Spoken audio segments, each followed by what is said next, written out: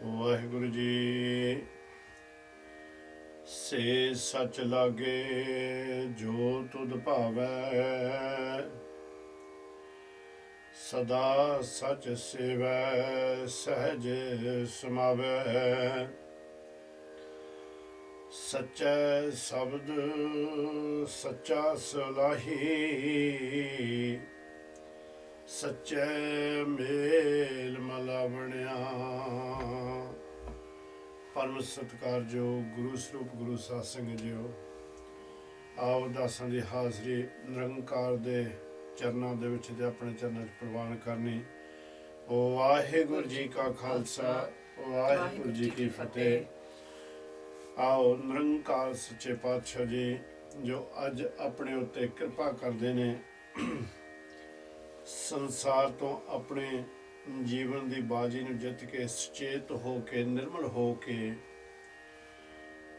ਇੱਥੇ ਵਡਿਆਈਆਂ ਦੇ ਪਾਤਰ ਬਣੀਆਂ ਨਿਰੰਕਾਰ ਦੀਆਂ ਖੁਸ਼ੀਆਂ ਝੋਲੀਆਂ ਦੇ ਵਿੱਚ ਪੈਣ। ਸਾਡਾ ਜੀਵਨ ਕਾਲ, ਸਾਡਾ ਆਇਆ ਹੋਇਆ ਸਮਾਂ ਨਿਰੰਕਾਰ ਸੱਚੇ ਪਾਤਸ਼ਾਹ ਦੇ ਚਰਨਾਂ ਦੇ ਵਿੱਚ ਲੱਗ ਜਾਵੇ, ਲੇਖੇ ਦੇ ਵਿੱਚ ਲੱਗ ਜਾਵੇ।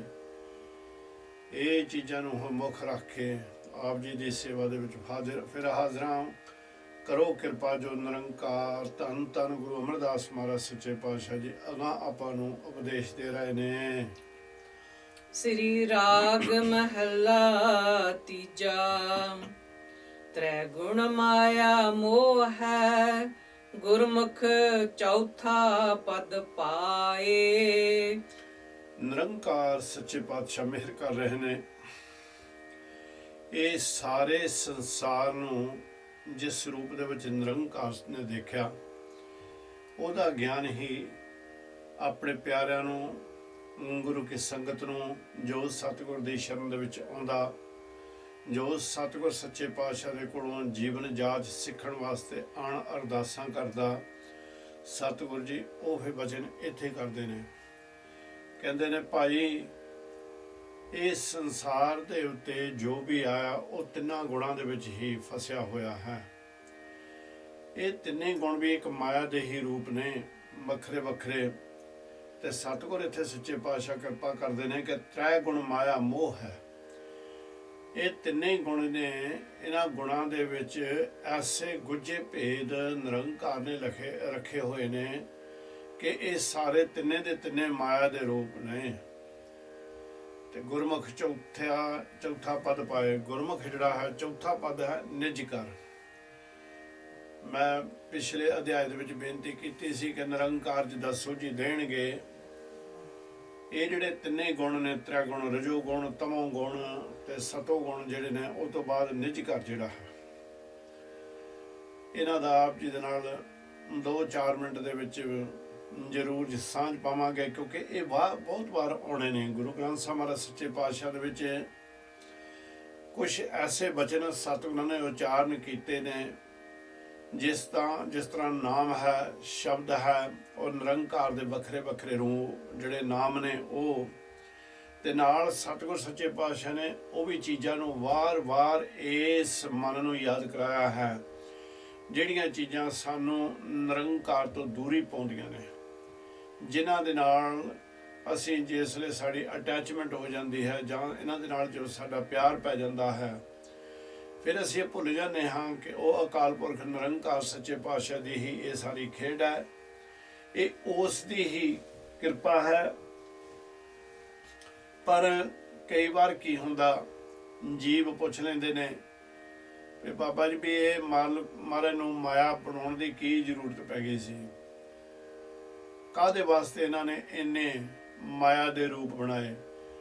ਗੁਰਮੁਖ ਪਿਆਰਿਓ, ਜੇ ਮਾਇਆ ਨਾ ਹੁੰਦੀ ਤਾਂ ਸਾਡੀ ਇੱਥੇ ਪਰਖ ਨਹੀਂ ਸੀ ਹੋ ਸਕਣੀ, ਸਾਡੀ ਪਰਖ ਪੈਣੀ ਵੀ ਨਹੀਂ ਸੀ ਕਿ ਜਿਸ ਕਾਰਜ ਵਾਸਤੇ ਅਸੀਂ ਇੱਥੇ ਸੰਸਾਰ ਦੇ ਉੱਤੇ ਆਏ ਹਾਂ, ਜੇ ਮਾਇਆ ਤੇ ਮੋਹ ਸਾਨੂੰ ਉਹਦੇ ਵਿੱਚ ਫਸਾਲ ਕੇ ਰੱਖ ਰਹੇ ਨੇ, ਜਿਸ ਵੇਲੇ ਜੇ ਨਾ ਫਸਾਉਂਦੇ ਤਾਂ ਹਰ ਇੱਕ ਨੇ ਅਕਾਲ ਪੁਰਖ ਸੱਚੇ ਪਾਤਸ਼ਾਹ ਨੂੰ ਬਹੁਤ ਸੁਖੈਨ ਤਰੀਕੇ ਨਾਲ ਪ੍ਰਾਪਤ ਕਰ ਲੈਣਾ ਸੀ। ਪਰ ਜੋ ਸੰਸਾਰ ਦੇ ਉੱਤੇ ਆਪਾਂ ਰਹਿੰਦੇ ਹੋਏ ਕਮਾਈ ਕਰਦੇ ਹਾਂ, ਕਿਰਤ ਕਰਦੇ ਹਾਂ, ਉਹ ਕਿਰਤ ਨਾ ਕਰੀਏ ਤਾਂ ਸਾਡੀ ਪੇਟ ਪੂਰਤੀ ਨਹੀਂ ਹੋਣੀ, ਅਸੀਂ ਪਰਿਵਾਰ ਨੂੰ ਨਹੀਂ ਪਾਲ ਸਕਦੇ। ਨਾ ਅਸੀਂ ਕੋਈ ਆਪਣਾ ਅਸਥਾਨ ਬਣਾ ਸਕਦੇ। ਇਸੇ ਤਰ੍ਹਾਂ ਮਾਲਕ ਸੱਚੇ ਪਾਤਸ਼ਾਹ ਨੇ ਇਹ ਸਾਡੀ ਕਿਰਤ ਹੈ, ਜਿਹੜੀ ਇਹ ਕਿਰਤ ਨਿਰੰਕਾਰ ਸੱਚੇ ਪਾਤਸ਼ਾਹ ਦੀ ਬੰਦਗੀ ਦੀ ਕਿਰਤ ਹੈ, ਇਹ ਸੱਚੀ ਕਿਰਤ ਹੈ। ਇਹਦੇ ਵਿੱਚ ਅਸੀਂ ਜੀਵਨ ਨੂੰ ਸਫਲ ਕਰ ਸਕਦੇ ਹਾਂ। ਜੋ ਬਾਕੀ ਸੰਸਾਰ ਦੇ ਉੱਤੇ ਕਿਰਤਾਂ ਨੇ, ਉਹਨਾਂ ਕਿਰਤਾਂ ਤੋਂ ਬਗੈਰ ਸਾਡਾ ਗੁਜ਼ਾਰਾ ਨਹੀਂ ਹੁੰਦਾ, ਕਰਨੀਆਂ ਪੈਂਦੀਆਂ ਨੇ। ਪਰ ਸਤਿਗੁਰ ਸੱਚੇ ਪਾਤਸ਼ਾਹ ਜੀ ਕਹਿੰਦੇ ਨੇ ਵੀ ਇਹ ਜਿਹੜੇ 3 ਗੁਣ ਨੇ, ਦੇਖੋ ਇਹਨਾਂ ਨੂੰ ਮਹਾਰਾਜ ਨੇ ਔਗਣ ਨਹੀਂ ਆਖਿਆ, ਗੁਣ ਆਖਿਆ ਹੈ। ਕਿੱਡੀ ਉੱਚੀ ਕਿਰਪਾ ਸਤਿਗੁਰ ਸੱਚੇ ਪਾਤਸ਼ਾਹ ਸੰਸਾਰ ਦੇ ਉੱਤੇ ਕਰਦੇ ਨੇ। ਸਭ ਤੋਂ ਪਹਿਲਾ ਜਿਹੜਾ ਹੈ, ਸੰਖੇਪ ਰੂਪ ਦੇ ਵਿੱਚ ਹੀ ਆਪ ਜੀ ਨਾਲ ਸਾਂਝੇ ਕਰਨੇ ਨੇ, ਕਿਉਂਕਿ ਤੁਸੀਂ ਸਾਰੇ ਸਿਆਣੇ ਹੋ। ਮਹਾਰਾਜ ਕਹਿੰਦੇ 3 ਗੁਣ ਕਿਹੜੇ ਨੇ? ਰਜੋ ਗੁਣ, ਤਮੋ ਗੁਣ ਤੇ ਸਤੋ ਗੁਣ। ਸਭ ਤੋਂ ਪਹਿਲਾਂ ਸਤਿਗੁਰ ਸੱਚੇ ਪਾਤਸ਼ਾਹ ਜੀ ਆਪਾਂ ਨੂੰ ਰਜੋ ਗੁਣ ਦਾ ਗਿਆਨ ਦਿੰਦੇ ਨੇ। ਰਜੋ ਗੁਣ ਦਾ ਮਤਲਬ ਹੁੰਦਾ ਆ ਕਿ ਪੇਟ ਪੂਰਤੀ ਵਾਸਤੇ, ਪਰਿਵਾਰ ਨੂੰ ਪਾਲਣ ਵਾਸਤੇ ਜਿਹੜੀ ਅਸੀਂ ਕਿਰਤ ਕਰਨੀ, ਰੋਜੀ ਰੋਟੀ ਕਮਾਉਣੀ। ਸਿਆਣੇ ਕਹਿ ਹੀ ਦਿੰਦੇ ਨਾ ਵੀ ਫਲਾਨਾ ਵੀ ਵਿਦੇਸ਼ ਗਿਆ ਹੋਇਆ ਰੋਜੀ ਰੋਟੀ ਕਮਾਉਣ ਵਾਸਤੇ, ਆਪਣੇ ਪਰਿਵਾਰ ਦੀ ਪਾਲਣ ਪੋਸ਼ਣ ਵਾਸਤੇ ਬਾਹਰ ਵਿਦੇਸ਼ਾਂ ਦੇ ਵਿੱਚ ਜਾ ਕੇ ਉਹ ਕੰਮ ਕਰਦਾ। ਕਥਾ ਜਿਹੜੀ ਅਸੀਂ ਜਾਂ ਵਿਚਾਰ ਜਿਹੜੇ ਆਪ ਜੀ ਨਾਲ ਇਦੂ ਰੂਪ ਦੇ ਵਿੱਚ ਦੋਨੋਂ ਕਰਦੇ ਹਾਂ, ਜਿੱਦਾਂ ਕਿ ਤੁਸੀਂ ਸਾਡੇ ਸਾਹਮਣੇ ਬੈਠੇ ਹੋ, ਆਪਣੇ ਆਪ ਪਰਿਵਾਰ ਵਾਂਗੂ ਗੱਲਾਂ ਕਰੀਦੀਆਂ। ਇਸ ਕਰਕੇ ਇਹਨਾਂ ਨੂੰ ਸਵੀਕਾਰ ਕਰਨ ਦੀ ਕਿਰਪਾਲਤਾ ਕਰਨੀ। ਔਰ ਇਸ ਤਾਂ ਹੀ ਆਪਾਂ ਨਿੱਕੇ ਨਿੱਕੇ ਅਸੀਂ ਮਸਾਲਾਂ ਵਿੱਚ ਵਰਤ ਲੈਂਦੇ ਹਾਂ, ਜਿਹੜੀਆਂ ਕਿ ਰੋਜ਼ ਦੀਆਂ ਕਈਆਂ ਹੋਈਆਂ ਗੱਲਾਂ ਇੱਕ ਦੂਜੇ ਨਾਲ ਆਪਾਂ ਸਾਂਝੀਆਂ ਜਿਹੜੀਆਂ ਕਰਦੇ, ਉਹ ਵੀ ਪੇਟ ਪੂਰਤੀ ਵਾਸਤੇ ਜਿਹੜਾ ਫਲਾਨਾ ਸਿੰਘ ਬਈ ਵਿਦੇਸ਼ ਦੇ ਵਿੱਚ ਗਿਆ ਹੋਇਆ ਹੈ। ਪਰ ਕਾਰਨ ਹੁੰਦਾ ਹੈ ਕਿ ਇੱਥੇ ਅਸੀਂ ਆਣ ਕੇ ਮਿਹਨਤ ਕਰਦੇ ਹਾਂ, ਜਾਂ ਅਸੀਂ ਨਗਰ ਆਪਣੇ ਦੇ ਵਿੱਚ ਜਾਂ ਜਿੱਥਾ ਸਾਡਾ ਜਨਮ ਭੂਮੀ ਹੈ ਉੱਥੇ ਮਿਹਨਤ ਕਰਦੇ ਹਾਂ। ਮਿਹਨਤ ਕਰਦੇ ਕਰਦੇ ਪੇਟ ਪੂਰਤੀ ਤੋਂ ਵਾਧੂ ਕਮਾਉਣ ਲੱਗ ਪੈਂਦੇ ਹਾਂ। ਪੇਟ ਪੂਰਤੀ ਤੋਂ ਵਾਧੂ ਜਦੋਂ ਅਸੀਂ ਵਾਧੂ ਕਮਾਉਣ ਲੱਗ ਪੈਂਦੇ ਹਾਂ ਜਾਂ ਜੋੜਨ ਲੱਗ ਪੈਂਦੇ ਹਾਂ, ਤੇ ਜਿਹੜੇ ਕਹਿੰਦੇ ਹੁੰਦੇ ਨਾ ਵੀ 99 ਦਾ ਚੱਕਰ ਪੈ ਗਿਆ ਭਾਈ, ਉਹ 99 ਦਾ ਚੱਕਰ ਕੀ ਸੀ?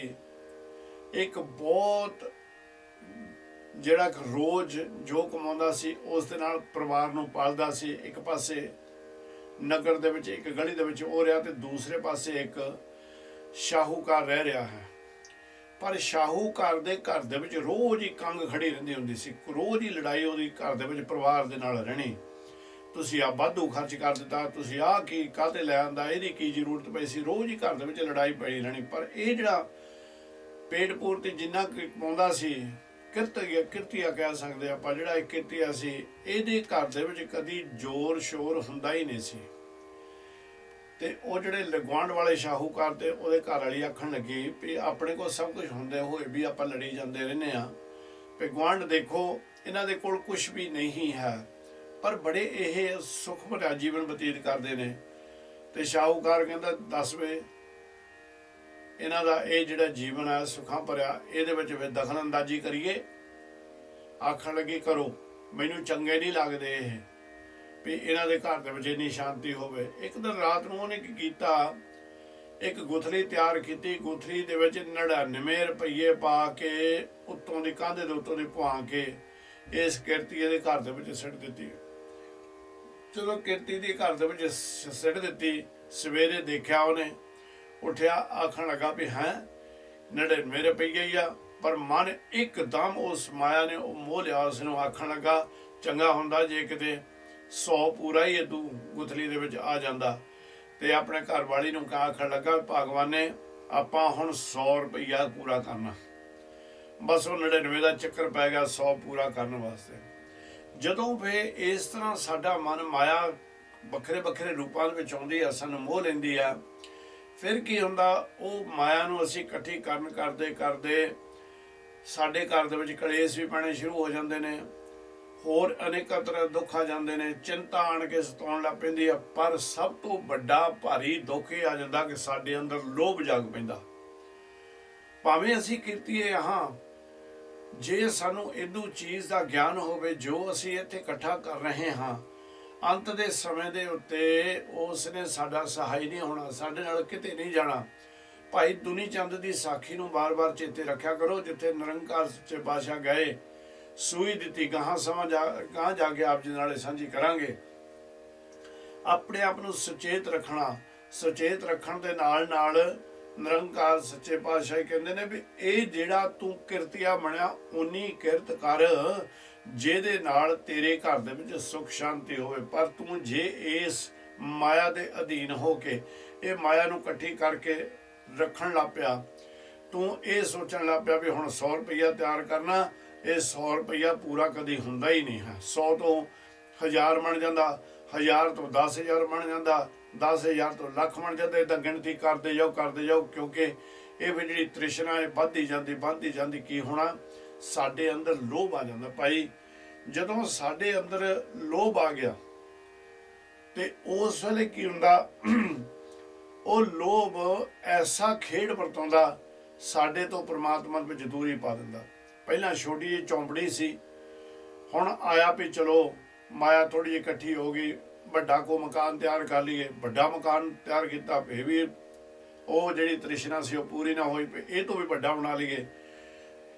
ਅਸੀਂ ਇਸੇ ਤਰ੍ਹਾਂ ਕਰਦਾ ਜੀਵ ਜਿਹੜਾ ਹੈ ਉਹ ਸਾਰੀ ਉਮਰ ਇਹ ਲੋਭ ਤੇ ਮੋਹ ਦੇ ਵਿੱਚ ਫਸਿਆ ਆਪਣੇ ਜਿਹੜੇ ਸਵਾਸ ਨੇ ਉਹਦੇ ਨਿਰੰਕਾਰ ਦੀ ਬੰਦਗੀ ਕਰਨ ਵਾਸਤੇ ਜਿਹੜੇ ਉਹਨੂੰ ਪ੍ਰਾਪਤ ਹੋਏ ਸਨ ਸਾਰੇ ਵਿਅਰਥ ਚਲੇ ਜਾਂਦੇ ਨੇ। ਸੋ ਇਹ ਹੈ ਰਜੋ ਗੁਣ ਦੇ ਵਿੱਚ ਸਾਡੇ ਅੰਦਰ ਜਿਸ ਲੋਭ ਤੇ ਮੋਹ ਆ ਗਿਆ, ਇਹ ਨਿਰੰਕਾਰ ਨਾਲੋਂ ਸਾਨੂੰ ਦੂਰੀ ਪਾ ਦਿੰਦਾ। ਇਸ ਕਰਕੇ ਨਿਰੰਕਾਰ ਨੇ ਇਹ ਰਜੋ ਗੁਣ ਨੂੰ ਵੀ ਮਾਇਆ ਦਾ ਹੀ ਇੱਕ ਰੂਪ ਦੱਸਿਆ ਹੈ। ਇਸ ਤੋਂ ਬਾਅਦ ਮਹਾਰਾਜ ਸੱਚੇ ਪਾਤਸ਼ਾਹ ਕਹਿੰਦੇ ਨੇ ਤਮੋ ਗੁਣ। ਹੁਣ ਤਮੋ ਗੁਣ ਹੁੰਦਾ ਹੈ ਜਿਹੜਾ ਕਿ ਇਹਦਾ ਦੂਜਾ ਭਰਾ ਹੀ ਬਣ ਜਾਂਦਾ।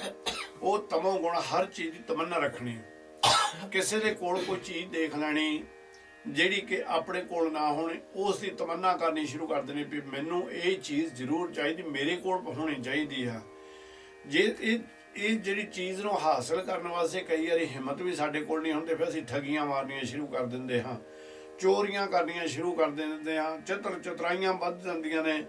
ਅਸੀਂ ਹਰ ਵੇਲੇ ਲਾਲਚ ਦੇ ਅਧੀਨ ਹੋ ਕੇ ਦੂਸਰਿਆਂ ਦੇ ਨਾਲ ਜਲ ਛਲ ਕਰਨ ਵਾਸਤੇ ਹਰ ਵੇਲੇ ਤਿਆਰ ਰਹਿੰਦੇ ਹਾਂ। ਜਿਸ ਵੇਲੇ ਭਾਈ ਇਹ ਜਲ ਛਲ ਕਰਨ ਵਾਸਤੇ ਸਾਡਾ ਮਨ ਸੋਚਦਾ ਰਹਿੰਦਾ ਵੀ ਦੂਸਰੇ ਨੂੰ ਕਿਸ ਤਰ੍ਹਾਂ ਠੱਗਿਆ ਜਾਵੇ, ਫਿਰ ਸਾਡੇ ਅੰਦਰ ਅਗਿਆਨਤਾ ਪ੍ਰਾਪਤ ਹੋ ਜਾਂਦੀ ਹੈ ਤੇ ਗਿਆਨ ਤੋਂ ਅਸੀਂ ਅੰਨੇ ਹੋ ਜਾਂਦੇ ਹਾਂ, ਅਗਿਆਨੀ ਹੋ ਜਾਂਦੇ, ਅੰਧੇ ਹੋ ਜਾਂਦੇ ਹਾਂ ਤੇ ਸਾਡੇ ਅੰਦਰ ਅਗਿਆਨਤਾ ਦਾ ਹਨੇਰਾ ਇੰਨਾ ਵੱਧ ਜਾਂਦਾ। ਇਸ ਜਿਹੜਾ ਸਾਡਾ ਲੋਭ ਹੈ, ਜਿਹੜਾ ਲੋਭ ਤੇ ਮੋਹ ਸੀ, ਉਹਦੇ ਵੀ ਹੁਣ ਦੋ ਭਰਾ ਉੱਥੇ ਉਹ ਆ ਕੇ ਇਕੱਠੇ ਹੋ ਗਏ। ਹੁਣ ਸਾਡੇ ਵਿੱਚ ਕਾਰਨ ਕਿ ਉਹ ਚੀਜ਼ ਅਸੀਂ ਪ੍ਰਾਪਤ ਨਹੀਂ ਕਰ ਸਕਦੇ, ਫਿਰ ਜਾਂ ਤਾਂ ਅਸੀਂ ਬੈਂਕਾਂ ਦੇ ਕੋਲੋਂ ਜਾਂ ਅਸੀਂ ਸ਼ਾਹੂਕਾਰਾਂ ਦੇ ਕੋਲੋਂ ਕਰਜ਼ੇ ਲੈਂਦੇ ਹਾਂ, ਬੜੀ ਤੰਗੀ ਹੁੰਦੀ ਸਾਨੂੰ। ਪਰ ਉਸ ਵੇਲੇ ਸੁਚੇਤ ਨਹੀਂ ਅਸੀਂ ਹੁੰਦੇ ਵੀ ਭਾਈ ਇਹ ਜਿਹੜੀਆਂ ਚੀਜ਼ਾਂ ਜਿਹੜੀਆਂ ਨੇ ਇਹਨਾਂ ਨੇ ਸਾਡੇ ਨਾਲ ਨਹੀਂ ਕਿਤੇ ਕੰਮ ਹੋਣਾ, ਖੜੀਆਂ ਰੱਖ ਲੈਣੀਆਂ ਨੇ ਤੇ ਫਿਰ ਸਾਡੇ ਅੰਦਰ ਕ੍ਰੋਧ ਤੇ ਹੰਕਾਰ ਵੀ ਪੂਰੇ ਜ਼ੋਰ ਦੇ ਵਿੱਚ ਆ ਜਾਂਦਾ। ਹੁਣ ਪਹਿਲਾਂ ਜਿਹੜਾ ਸੀ ਸਾਡੇ ਅੰਦਰ ਲੋਭ ਆ ਗਿਆ ਤੇ ਮੋਹ ਆ ਗਿਆ, ਹੁਣ ਅਗਿਆਨਤਾ ਦੇ ਕਾਰਨ ਕਰਕੇ ਸਾਡੇ ਅੰਦਰ ਹੰਕਾਰ ਪੂਰੇ ਜ਼ੋਰ ਦੇ ਵਿੱਚ ਆਣ ਕੇ ਵਸ ਗਿਆ ਤੇ ਕ੍ਰੋਧ ਵਸ ਗਿਆ। ਕ੍ਰੋਧ ਇਸ ਤਰ੍ਹਾਂ ਵਸ ਗਿਆ ਕਿ ਸਾਨੂੰ ਉਹ ਜਿਹੜੀ ਚੀਜ਼ ਹਾਸਲ ਨਹੀਂ ਸੀ ਹੁੰਦਾ, ਵੀ ਸਾਡੇ ਆਪਣੇ ਉੱਤੇ ਕ੍ਰੋਧ ਆਉਣਾ ਸ਼ੁਰੂ ਹੋ ਜਾਂਦਾ, ਪਰਿਵਾਰ ਤੇ ਕ੍ਰੋਧ ਆਉਣਾ ਸ਼ੁਰੂ ਹੋ ਜਾਂਦਾ, ਬੱਚਿਆਂ ਤੇ ਕ੍ਰੋਧ ਆਉਣਾ ਸ਼ੁਰੂ ਹੋ ਜਾਂਦਾ ਵੀ ਇਹ ਮੇਰੀ ਮਦਦ ਕਿਉਂ ਨਹੀਂ ਕਰਦੇ ਇਹ ਚੀਜ਼ ਨੂੰ ਹਾਸਲ ਕਰਨ ਵਾਸਤੇ। ਸੋ ਉਹ ਕ੍ਰੋਧ ਜਿਹੜਾ ਉਹ ਇੰਨਾ ਵੱਧ ਜਾਂਦਾ ਕਿ ਘਰ ਦੇ ਵਿੱਚ ਦੋ ਭਾਈ ਜਿਹੜੇ ਬੈਠੇ ਨੇ ਉਹ ਵੀ ਉਹਨਾਂ ਦੇ ਵੀ ਵਿਚਾਲੇ ਕੰਧ ਪੈ ਜਾਂਦੀ ਹੈ, ਉਹ ਵੀ ਜਦੇ ਹੋ ਜਾਂਦੇ, ਬੋਲਣੋਂ ਤੱਕ ਹਟ ਜਾਂਦੇ, ਬੜਾ ਇਹ ਕ੍ਰੋਧ ਬਰਬਲ ਹੈ। ਤੇ ਹੰਕਾਰ ਵੀ ਇਸੇ ਤਰ੍ਹਾਂ ਹੀ, ਹਾਂ ਵੀ ਜੇ ਹਾਸਲ ਹੋ ਗਈ ਚੀਜ਼, ਹਾਂ ਬਈ ਮੈਂ ਇਹ ਕੀਤਾ, ਇਹ ਮੈਂ ਵਸਤੂ ਨੂੰ ਪ੍ਰਾਪਤ ਕੀਤਾ ਆਪਣੇ ਜ਼ੋਰ ਦੇ ਨਾਲ, ਆਪਣੇ ਬਲ ਦੇ ਨਾਲ।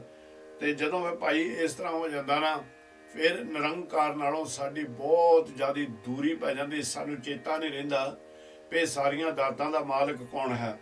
ਜ਼ਿਆਦਾ ਕਰਕੇ ਜਦੋਂ ਤੁਸੀਂ ਇਹ ਇਤਿਹਾਸ ਕਿਤੇ ਪੜ੍ਹੋਗੇ, ਰਾਜੇ ਮਹਾਰਾਜੇ ਜਿਹੜੇ ਜਾਂ ਸ਼ਾਹੂਕਾਰ ਧਨਵਾਨ ਹੋਏ ਨੇ ਨਾ, ਗਾਹਾਂ ਜਾ ਕੇ ਸ਼ੇਖਾਂ ਬਾਰੇ ਗੁਰੂ ਮਹਾਰਾਜ ਸੱਚੇ ਪਾਤਸ਼ਾਹ ਨੇ ਵੀ ਤੁਹਾਨੂੰ ਗਿਆਨ ਦੇਣਾ, ਇਹ ਇਦੂ ਚੀਜ਼ ਦੇ ਵਿੱਚ ਬਹੁਤ ਫਸੇ ਹੋਏ ਨੇ। ਇਹਨਾਂ ਦੇ ਅੰਦਰ ਇਹ ਚਾਰੇ ਔਗਣ ਜਿਸਲੇ ਆ ਜਾਂਦੇ ਨੇ ਭਾਈ, ਇਸ ਕਰਕੇ ਮਹਾਰਾਜ ਸੱਚੇ ਪਾਤਸ਼ਾਹ ਕਹਿੰਦੇ ਨੇ ਤੂੰ ਸੰਤੋਖੀ ਬਣ, ਤੂੰ ਆਸਾ ਤੇ ਤ੍ਰਿਸ਼ਨਾ ਨੂੰ ਆਪਣੇ ਕਾਬੂ ਕਰਕੇ ਰੱਖ।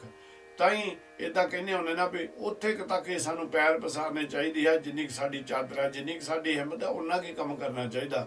ਵਾਧੂ ਜਾਣ ਕੇ ਐਵੇਂ ਫਾਹੇ ਲੈਣੇ ਆ, ਬਹੁਤ ਚਿੰਤਾ ਲੱਗੀ ਰਹਿਣੀ ਵੀ ਘਰ ਦੀ ਜਿਹੜੇ ਵੱਡੇ ਮਕਾਨ ਦੀ ਕਿਸ਼ਤ ਨਹੀਂ ਦਿੱਤੀ ਜਾਂਦੀ, ਵੱਡੀ ਗੱਡੀ ਦੀ ਕਿਸ਼ਤ ਨਹੀਂ ਦਿੱਤੀ ਜਾਂਦੀ, ਹੋਰ ਕਈ ਇਸ ਤਰ੍ਹਾਂ ਦੀਆਂ ਜਿਹੜੀਆਂ ਚਿੰਤਾ ਆਣ ਕੇ ਬਣ ਜਾਂਦੀਆਂ ਨੇ, ਇਹ ਵੀ ਸਾਡੇ ਅੰਦਰ ਵੱਡੇ ਰੋਗ ਪੈ ਜਾਂਦੇ ਨੇ। ਬਾਅਦ ਦੇ ਵਿੱਚ ਤੀਸਰਾ ਹੈ ਸਤੋ ਗੁਣ।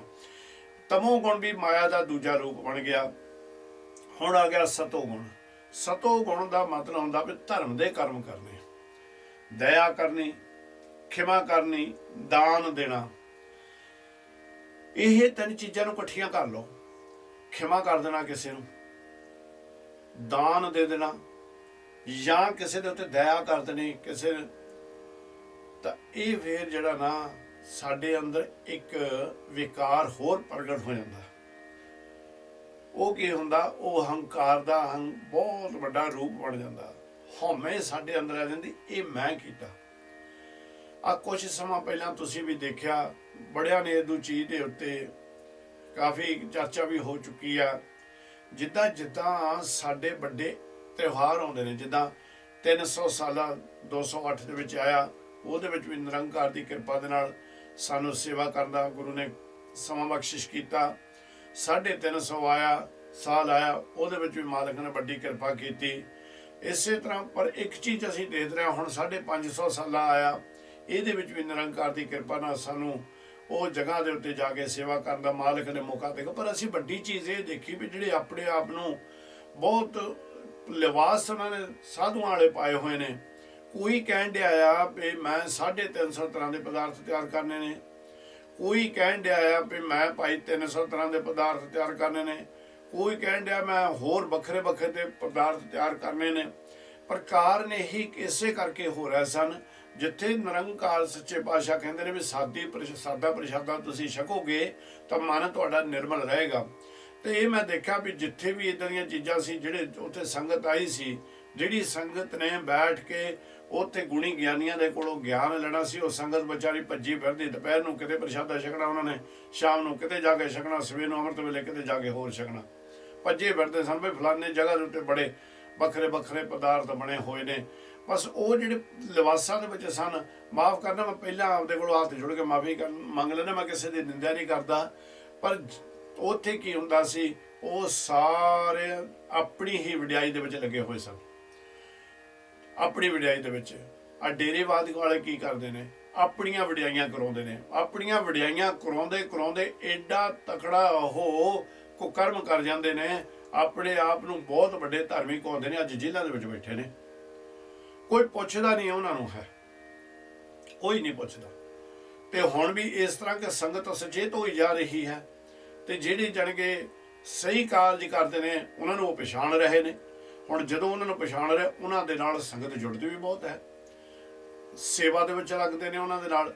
ਪਰ ਜਦੋਂ ਤੁਸੀਂ ਨਿਰੰਕਾਰ ਨਾਲੋਂ ਤੋੜ ਕੇ ਆਪਣੇ ਨਾਲ ਜੋੜੋਗੇ, ਭਾਈ ਇਹ ਜਿਹੜਾ ਸਤੋ ਗੁਣ ਹੈ, ਇਹ ਸਤੋ ਗੁਣ ਦੇ ਵਿੱਚ ਤੁਸੀਂ ਕੰਮ ਤਾਂ ਧਰਮ ਦੇ ਕਰਦੇ ਹੋਏ, ਪਰ ਵਡਿਆਈ ਆਪਣੀ ਕਰਾ ਕਰਾ ਕੇ ਤੁਹਾਡੇ ਅੰਦਰ ਜਿਹੜਾ ਮਾਣ ਆ, ਜਿਹੜੀ ਹਉਮੈ ਆ, ਇਹ ਏਡੀ ਦੂਰ ਹੋ ਜਾਂਦੀ ਆ ਕਿ ਖਿਆਲ ਹੀ ਨਹੀਂ ਆਉਂਦਾ ਵੀ ਮੈਂ ਜਿਹੜੀ ਸੇਵਾ ਕਰ ਰਿਹਾ ਉਹ ਅਕਾਲ ਪੁਰਖ ਕਿਰਪਾ ਦੇ। ਸਾਰੇ ਨਹੀਂ ਇਹਦੇ ਵਿੱਚ, ਇਹ ਨਾ ਸੋਚ ਲਿਓ ਅਸੀਂ ਸਾਰਿਆਂ ਦੀ ਗੱਲ ਕਰ ਰਹੇ ਹਾਂ। ਅਸੀਂ ਜੋ ਦੇਖਿਆ ਉਹਦੇ ਬਾਰੇ ਆਪ ਜੀ ਦੇ ਨਾਲ ਜ਼ਿਕਰ ਕੀਤਾ, ਫਿਰ ਇਹਦੀ ਮਾਫੀ ਮੰਗਦੇ ਹਾਂ।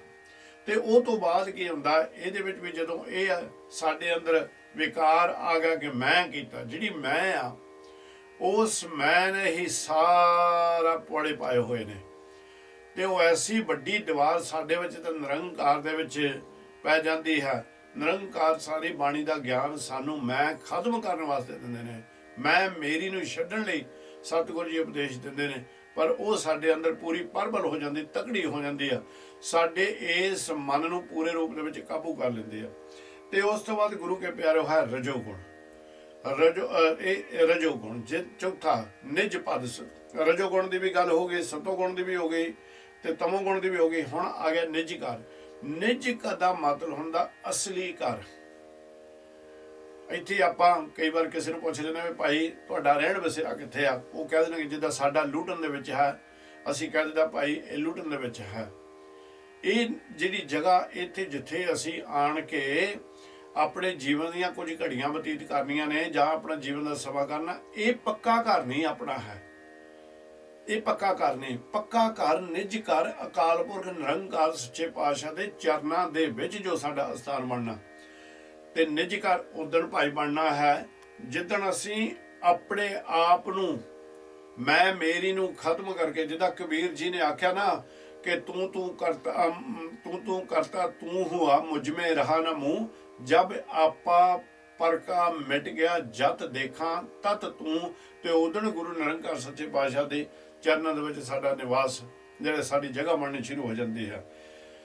ਪਰ ਬਹੁਤ ਮੁਸ਼ਕਿਲ ਹੈ, ਬੜਾ ਮੁਸ਼ਕਿਲ ਹੈ ਕੰਮ ਕਰਨਾ, ਕਮਾਈ ਕਰਨੀ, ਇਹ ਤੋਂ ਬਚਣਾ ਬਹੁਤ ਮੁਸ਼ਕਿਲ। ਸਾਈਂ ਮਹਾਰਾਜ ਕਹਿੰਦੇ ਉਸਤਤ ਨਿੰਦਾ ਦੋਏ ਤਿਆਗੋ, ਇਸਤਤ ਨਿੰਦਾ ਦੋਏ ਤਿਆਗੈ, ਖੋਜੈ ਪਦ ਨਿਰਵਾਨਾ, ਜਨ ਨਾਨਕ ਇਹ ਖੇਲ ਕਠਨ ਹੈ, ਕਿਨਹੂ ਗੁਰਮੁਖ ਜਾਨਾ। ਸੋ ਮਹਾਰਾਜ ਸੱਚੇ ਪਾਤਸ਼ਾਹ ਜੀ ਇੱਥੇ ਕਹਿੰਦੇ ਨੇ ਕਿ ਜਿਹੜੇ ਸੰਸਾਰ ਦੇ ਉੱਤੇ ਮਨਮੁਖ ਨੇ, ਉਹ ਤਿੰਨਾਂ ਗੁਣਾਂ ਦੇ ਵਿੱਚ, ਮਾਇਆ ਦੇ ਵੀ ਗੁਣਾਂ ਦੇ ਵਿੱਚ, ਮਾਇਆ ਦੇ ਜਿਹੜੇ ਇਹ ਜਲ ਛਲ ਕਰਨ ਵਾਲੇ ਗੁਣ ਨੇ, ਇੱਥੇ ਗੁਣ ਹੀ ਆਪਾਂ ਆਖਾਂਗੇ, ਹੈ ਤਾਂ ਵੈਸੇ ਔਗੁਣਾਂ ਦੇ ਰੂਪ ਹੈ, ਉਹਦੇ ਵਿੱਚ ਫਸ ਕੇ ਆਪਣਾ ਜੀਵਨ ਜਿਹੜਾ ਅਜਾਇਆ ਗਵਾ ਕੇ ਚਲ ਜਾਂਦੇ ਨੇ। ਤੇ ਜਿਹੜੇ ਗੁਰਮੁਖ ਨੇ, ਜਿਨ੍ਹਾਂ ਨੂੰ ਸੋਝੀ ਆ ਗਈ, ਸੁਚੇਤ ਹੋ ਗਏ, ਉਹ ਨਿਰੰਕਾਰ ਦੀ ਕਿਰਪਾ ਦੇ ਨਾਲ ਇੱਥੋਂ ਕੀ ਕਰਦੇ ਨੇ, ਉਹ ਆਪਣਾ ਜੀਵਨ ਸਫਲ ਕਰਕੇ ਨਿਜ ਘਰ ਦੇ ਵਸਨੀਕ ਬਣ ਜਾਂਦੇ ਹਨ। ਕਰ ਕਿਰਪਾ ਮੇ ਲਾਇਨ, ਹਰ ਨਾਮ ਵਸਿਆ ਮਨ ਆਏ। ਜਿਹਦੇ ਉੱਤੇ ਨਿਰੰਕਾਰ ਸੱਚੇ ਪਾਤਸ਼ਾਹ ਜੀ ਕਿਰਪਾ ਕਰ ਦਿੰਦੇ ਨੇ, ਉਸ ਜੀਵ ਨੂੰ ਨਾਮ ਦੀ ਸੋਝੀ ਆ ਗਈ, ਨਾਮ ਨੂੰ ਪਛਾਣ ਲਿਆ, ਸੁਚੇਤ ਹੋ ਗਿਆ।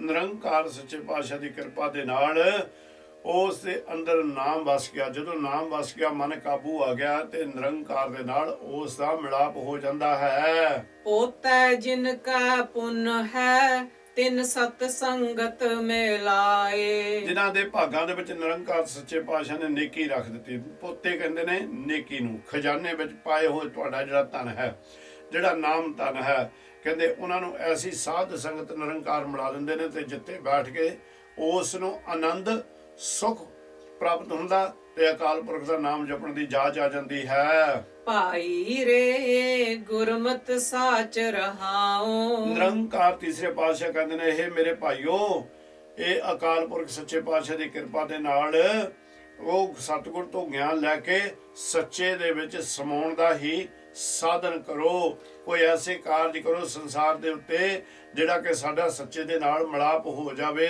ਸਾਚੋ ਸਾਚ ਕਮਾਵਣਾ, ਸਾਚੇ ਸ਼ਬਦ ਮਿਲਾਓ। ਨਿਰੰਕਾਰ ਕਹਿੰਦੇ ਨੇ ਸੱਚੋ ਸੱਚ ਕਮਾਵਣਾ।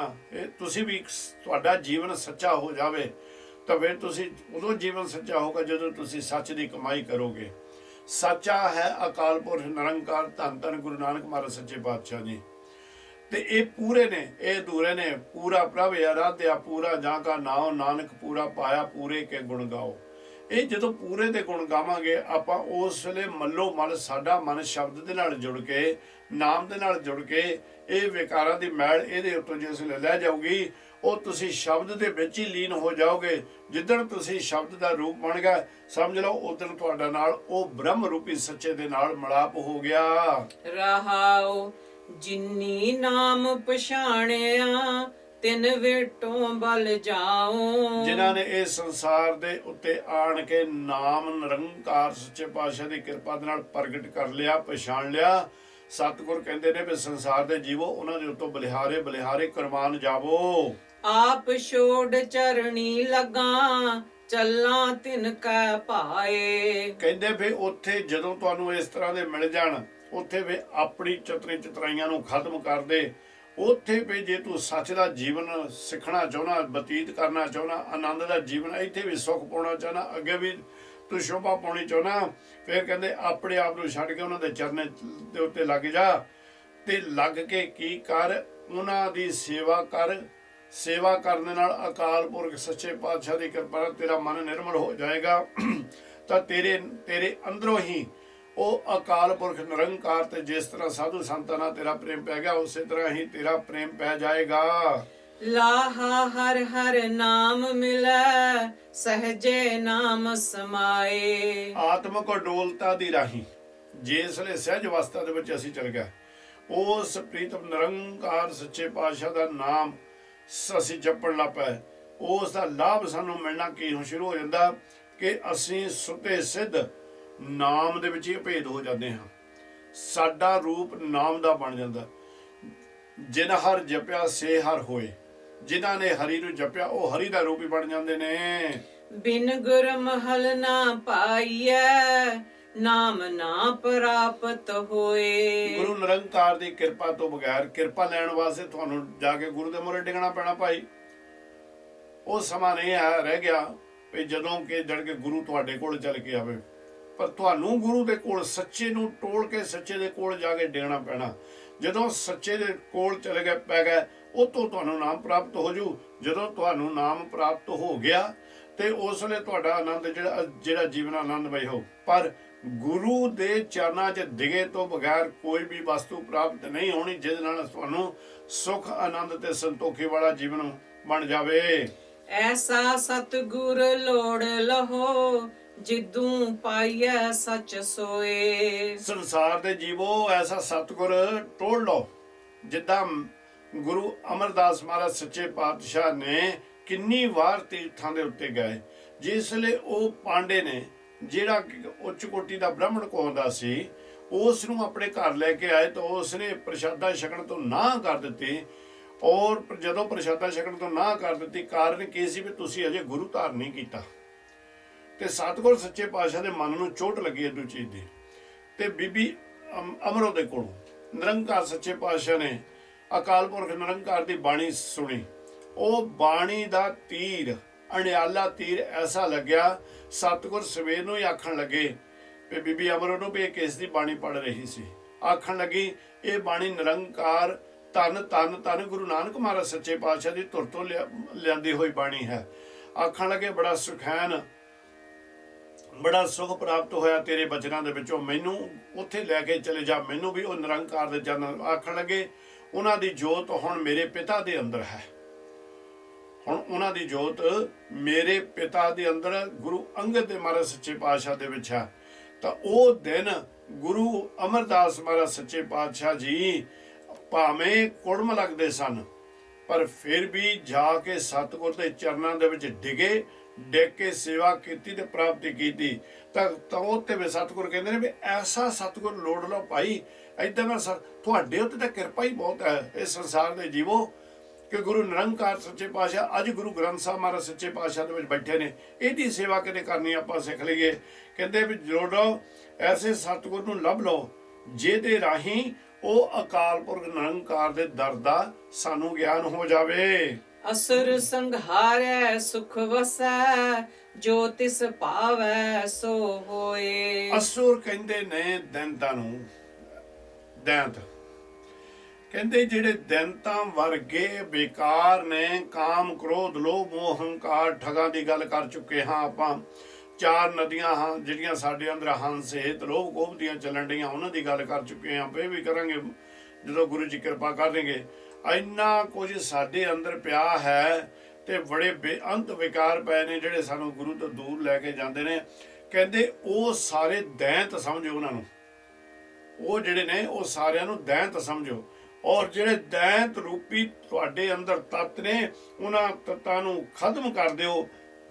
ਜਦੋਂ ਤੁਸੀਂ ਉਹ ਨਾਮ ਦੀ ਕਿਰਪਾ ਦੇ ਨਾਲ ਉਹਨਾਂ ਨੂੰ ਖਤਮ ਕਰ ਦੇਵੋਗੇ ਤੇ ਅਕਾਲ ਪੁਰਖ ਨਿਰੰਕਾਰ ਤੇ ਸੱਚਾ ਅਟੁੱਟ ਤੁਹਾਡਾ ਨਿਸ਼ਚਾ ਬਣ ਗਿਆ, ਤੇ ਉਸ ਵੇਲੇ ਤੁਹਾਨੂੰ ਆਤਮਾ ਜਿਹੜੀ ਤੁਹਾਡਾ ਆਤਮਿਕ ਸੁਖ ਪ੍ਰਾਪਤ ਹੋ ਜਾਵੇਗਾ। ਜਿਹਾ ਸਤਿਗੁਰ ਕਰ ਜਾਣਿਆ, ਤੇਹੋ ਜਿਹਾ ਸੁਖ ਹੋਏ।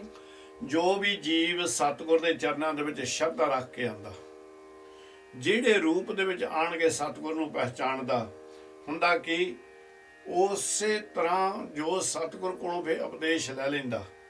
ਜਦੋਂ ਉਪਦੇਸ਼ ਲੈਂਦਾ, ਜਿਹੜਾ ਸੁਖ ਉਹ ਪ੍ਰਾਪਤ ਕਰਨਾ ਚਾਹੁੰਦਾ, ਨਿਰੰਕਾਰ ਉਹੀ ਸੁਖ ਉਹਨੂੰ ਦੇ ਦਿੰਦੇ ਨੇ।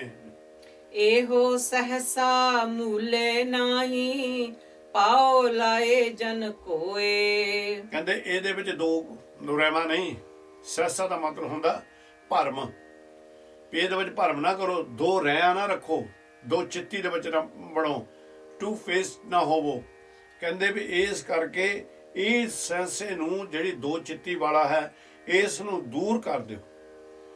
ਜਦੋਂ ਇਹਨੂੰ ਤੁਸੀਂ ਦੂਰ ਕਰ ਦੋਗੇ, ਸ਼ੰਕਾ ਹੀ ਨਹੀਂ ਤੁਹਾਨੂੰ ਅਕਾਲ ਪੁਰਖ ਦੇ ਉੱਤੇ ਰਹੇਗੀ, ਤਾਂ ਫਿਰ ਕੀ ਹੋਗੇ?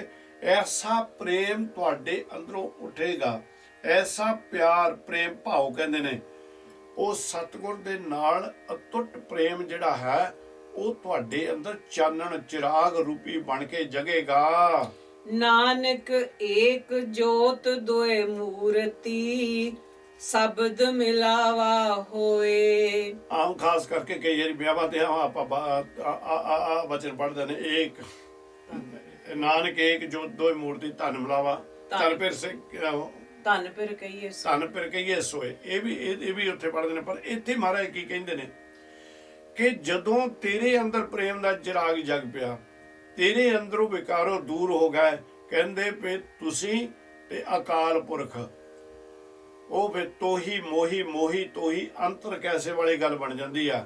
ਕਨਕ ਕਟਕ ਜਲ ਤਰੰਗ ਜੈਸਾ, ਕਹਿੰਦੇ ਜਿੱਦਾਂ ਸਮੁੰਦਰ ਦੇ ਵਿੱਚ ਛਲ ਉੱਠਦੀ ਥੋੜੇ ਸਮੇਂ ਵਾਸਤੇ, ਜਦੋਂ ਉਹ ਥੱਲੇ ਬਹਿ ਜਾਂਦੀ ਉਹ ਸਮੁੰਦਰ ਦਾ ਰੂਪ ਹੀ ਬਣ ਜਾਂਦੀ ਆ। ਤੇ ਭਗਤ ਰਵਿਦਾਸ ਜੀ ਕਹਿੰਦੇ ਨੇ ਤੇਰਾ ਤੇ ਮੇਰਾ ਇਹ ਹੈ, ਹੁਣ ਆਪਾਂ ਇੱਕ ਹੋ ਚੁੱਕੇ। ਰਾਮ ਕਬੀਰਾ ਏਕ ਪੈ ਹੈ ਕੋਈ ਨਾ ਸਕੇ ਪਛਾਣੀ। ਸ੍ਰੀ ਰਾਗ ਮਹਿਲਾ ਤੀਜਾ, ਅੰਮ੍ਰਿਤ ਛੋੜ ਬਿਖਿਆ ਲੋਭਾਣੇ, ਸੇਵਾ ਕਰੇ ਵਿਡਾਣੀ। ਸਤਿਗੁਰ ਜੀ ਹੁਣ ਜਿਹੜੇ ਦੂਰ ਹੋ ਚੁੱਕੇ ਨੇ, ਜਿਹੜੇ ਮਨਮੁਖ ਨੇ, ਉਹਨਾਂ ਦੀ ਗੱਲ ਕਰਦੇ ਨੇ। ਜਿਹੜੇ ਕਹਿੰਦੇ ਆਪਣੇ ਮਨ ਦੇ ਮਗਰ ਤੁਰੇ ਜਾ ਰਹੇ ਨੇ, ਅੰਮ੍ਰਿਤ ਨੂੰ ਛੱਡ ਕੇ ਜ਼ਹਿਰੀ ਰੂਪ ਜ਼ਹਿਰ ਵਰਗੇ ਵਿਕਾਰਾਂ ਮਾਰੇ ਵਿਸ਼ਵ ਦੇ ਨਾਲ ਭਰੇ ਹੋਏ ਜਿਹੜੀਆਂ ਵਸਤੂਆਂ ਨੇ ਉਹਨਾਂ ਦੀ ਉਹ ਸੇਵਾ ਕਰ ਰਹੇ ਨੇ। ਜਦੋਂ ਉਹ ਸੇਵਾ ਕਰਦੇ ਨੇ, ਉਹ ਮਾਇਆ ਦੀ ਖਾਤਰ ਅਨੇਕਾਂ ਤਰ੍ਹਾਂ ਦੇ ਚੋਜ ਵਰਤਾਉਂਦੇ ਨੇ। ਸੇਵ ਸਤਿਗੁਰ ਕਹਿੰਦੇ ਨੇ ਵੀ ਉਹ ਅਕਾਲ ਪੁਰਖ ਤੋਂ ਉਹਨਾਂ ਦੀ ਬਹੁਤ ਦੂਰੀ ਪੈ ਚੁੱਕੀ ਹੈ। ਕਾਰਨ ਉਹ ਸੇਵਾ ਉਹਨਾਂ ਦੀ ਕਰਦੇ ਜਿਹੜੇ ਦੂਰੀ ਪਾਉਣ ਵਾਲੇ ਤੱਤ ਨੇ। ਆਪਣਾ ਧਰਮ ਗਵਾਵੈ ਬੂਝੈ ਨਾਹੀ, ਅਨ ਦਿਨ ਦੁੱਖ ਵਿਹਾਣੀ। ਆਪਣਾ ਧਰਮ ਮਾਇਆ ਦੇ ਲਾਲਚ ਦੇ ਵਿੱਚ ਆਪਣਾ ਆਇਆ ਹੋਇਆ ਜੀਵਨ, ਧਰਮ ਇੱਥੇ ਜੀਵਨ, ਜਿਹੜਾ ਆਪਣਾ ਜੀਵਨ ਹੈ, ਆਪਣੇ ਜਿਹੜੇ ਸਵਾਸ ਹੈ ਉਹਨਾਂ ਨੂੰ ਅਜਾਈ ਗਵਾ ਦਿੰਦਾ। ਤੇ ਦਿਨ ਰਾਤ ਉਹ ਜਿਹੜੀਆਂ ਚਿੰਤਾ ਦਾ ਰੋਗ ਉਹਨੂੰ ਲੱਗਾ ਸੀ, ਉਹਦੇ ਵਿੱਚ ਉਹ ਦੁਖੀ ਹੋ ਕੇ ਇੱਥੇ ਸੰਸਾਰ ਦੇ ਉੱਤੇ ਦਿਨ ਰਾਤ ਦੇ ਵਿੱਚ ਆਪਣਾ ਜੀਵਨ ਬਤੀਤ ਕਰੀ ਜਾਂਦਾ ਹੈ। ਮਨ ਮੁਖੇ ਅੰਧ ਨ ਚੇਤਹੀ, ਡੂਬ ਮੁਏ ਬਿਨ ਪਾਣੀ। ਮੱਖ ਸਤਿਗੁਰ ਕਹਿੰਦੇ ਨੇ ਵੀ ਇਹ ਇਸ ਤਰ੍ਹਾਂ ਦਾ ਹਾਲ ਹੈ ਜਿੱਦਾਂ ਪਾਣੀ ਤੋਂ ਬਗੈਰ ਕੋਈ ਮਰ ਜਾਂਦਾ ਹੈ। ਕਹਿੰਦੇ ਜਿਹੜੇ ਮਨਮੁਖ ਨੇ ਉਹ ਪ੍ਰਮਾਤਮਾ ਨੂੰ, ਨਿਰੰਕਾਰ ਨੂੰ ਚੇਤੇ ਨਹੀਂ ਕਰਦੇ, ਪਦਾਰਥਾਂ ਦੇ ਮਗਰ ਦੌੜੇ ਭੱਜੇ ਫਿਰਦੇ ਰਹੇ ਨੇ। ਇਹ ਪਦਾਰਥ ਪਾਣੀ ਰੂਪ ਜਾਣੇ ਦੇ ਪ੍ਰਾਪਤ ਹੁੰਦੇ ਨਹੀਂ, ਉਹਨਾਂ ਤੋਂ ਬਗੈਰ ਬੜੀ ਇਹਨਾਂ ਨੂੰ ਚਿੰਤਾ ਲੱਗੀ ਨੇ ਤੇ ਬੜੇ ਦੁਖੀ ਹੁੰਦੇ ਨੇ। ਮਨ ਰੇ ਸਦਾ ਭਜੋ ਹਰ ਸਰਣਾਈ। ਇਹ ਮੇਰੇ ਮਨਾ ਸਦਾ ਨਿਰੰਕਾਰ ਸੱਚੇ ਪਾਤਸ਼ਾਹ ਦੀ ਸ਼ਰਨ ਦੇ ਵਿੱਚ ਬਹਿ ਕੇ ਉਹ ਅਕਾਲ ਪੁਰਖ ਵੱਲੋਂ ਲੈ ਕੇ ਗਿਆਨ ਉਹ ਬੰਦਗੀ ਕਰ। ਗੁਰ ਕਾ ਸ਼ਬਦ ਅੰਤਰ ਵਸੈ, ਤਾਂ ਹਰ ਵਿਸਰ ਨ ਜਾਈ। ਬੜੀ ਵਾਰ ਪਹਿਲਾਂ ਵੀ ਬੇਨਤੀਆਂ ਕੀਤੀਆਂ, ਨਿਰੰਕਾਰ ਇੱਥੇ ਫਿਰ ਗਿਆਨ ਦਿੰਦੇ ਨੇ ਸਾਨੂੰ। ਕਹਿੰਦੇ ਨੇ ਗੁਰੂ ਦਾ ਸ਼ਬਦ ਅੰਤਰ ਵਸੈ, ਜੋ ਬ੍ਰਹਮੰਡੇ ਸੋਈ ਪਿੰਡੇ, ਜੋ ਖੋਜੈ ਸੋ ਪਾਵੇ। ਮੇਰੇ ਕਰਤੇ ਇੱਕ ਬਣਤ ਬਣਾਈ, ਇਸ ਦੇਹੀ ਮੈਂ ਸਭ ਵਸਤ ਪਾਈ। ਕਹਿੰਦੇ ਵੀ ਜਿਸ ਵੇਲੇ ਤੈਨੂੰ ਇਹ ਗਿਆਨ ਹੋ ਗਿਆ ਕਿ ਸ਼ਬਦ ਤੇਰੇ ਅੰਦਰ ਹੈ, ਉਹ ਸ਼ਬਦ ਦੇ ਉੱਤੇ ਜਿਹੜੇ ਪਰਦੇ ਪਾਏ ਹੋਏ ਨੇ, ਉਹ ਵਾਹਿਗੁਰੂ ਮੰਤਰ ਦੇ ਨਾਲ ਉਹਨੂੰ ਸ਼ੈਣੀ ਬਣਾ, ਉਹਨੂੰ ਥਿਉੜੇ ਬਣਾ। ਤੇ ਜਿਹੜੇ ਇਹ ਪਰਦੇ ਪਏ ਨੇ ਜਾਂ ਇਹ ਜਿਹੜੀਆਂ ਦੂਰੀਆਂ ਪਈਆਂ ਨੇ, ਜਿਹੜੇ ਕਿ ਉੱਥੇ ਇੱਕ ਸਮਝ ਲਓ ਕਿ ਸਲੈਬਸ ਪਈਆਂ ਹੋਈਆਂ ਨੇ, ਉਹਨਾਂ ਨੂੰ ਕੰਧਾਂ ਬਣੀਆਂ ਹੋਈਆਂ ਨੇ, ਉਹਨਾਂ ਨੂੰ ਤੋੜ। ਜਦੋਂ ਤੋੜੀ ਜਾਏਗਾ ਤੇਰੇ ਅੰਦਰੋਂ ਹੀ ਉਹ ਨਾਮ ਪ੍ਰਾਪਤ ਹੋ ਜਾਏਗਾ, ਕਿਉਂਕਿ ਉਹ ਹਰੀ ਪ੍ਰਮਾਤਮਾ ਦਾ ਨਾਮ ਤੇਰੇ ਅੰਦਰ ਹੈ। ਬਸ ਸੁਚੇਤ ਹੋ ਜਾ, ਕਿਤੇ ਉਹ ਤੈਨੂੰ ਵਿਸਰ ਨਾ ਜਾਵੇ ਜੀਵਨ ਕਾਲ ਦੇ ਵਿੱਚ। ਰਹਾਓ ਇਹੋ ਸਰੀਰ ਮਾਇਆ ਕਾ ਪੁਤਲਾ, ਵਿੱਚ ਹਉਮੈ ਦੁਸ਼ਟੀ ਪਾਈ। ਭਾਈ ਇਹ ਸਰੀਰ ਤਾਂ ਮਾਇਆ ਦਾ ਪੁਤਲਾ, ਮਾਇਆ ਨੇ ਇਸ ਨੂੰ ਕਾਬੂ ਕੀਤਾ ਹਰ ਇੱਕ ਚੀਜ਼ ਦੇ ਵਿੱਚ। ਆ ਬਾਹਰ ਜਿਹੜਾ ਸਰਗੁਣ ਸਰੂਪ ਹੈ, ਇਹਨੂੰ ਵੀ ਮਾਇਆ ਹੀ ਕਢਾਉਂਦੀ ਹੈ। ਕਹਿੰਦੇ ਵੀ ਮਾਇਆ ਦੇ ਜਿਹੜੀ ਹੈ, ਮਾਇਆ ਪ੍ਰਮਾਤਮਾ ਤੋਂ ਦੂਰੀ ਪਾਉਂਦੀ ਹੈ।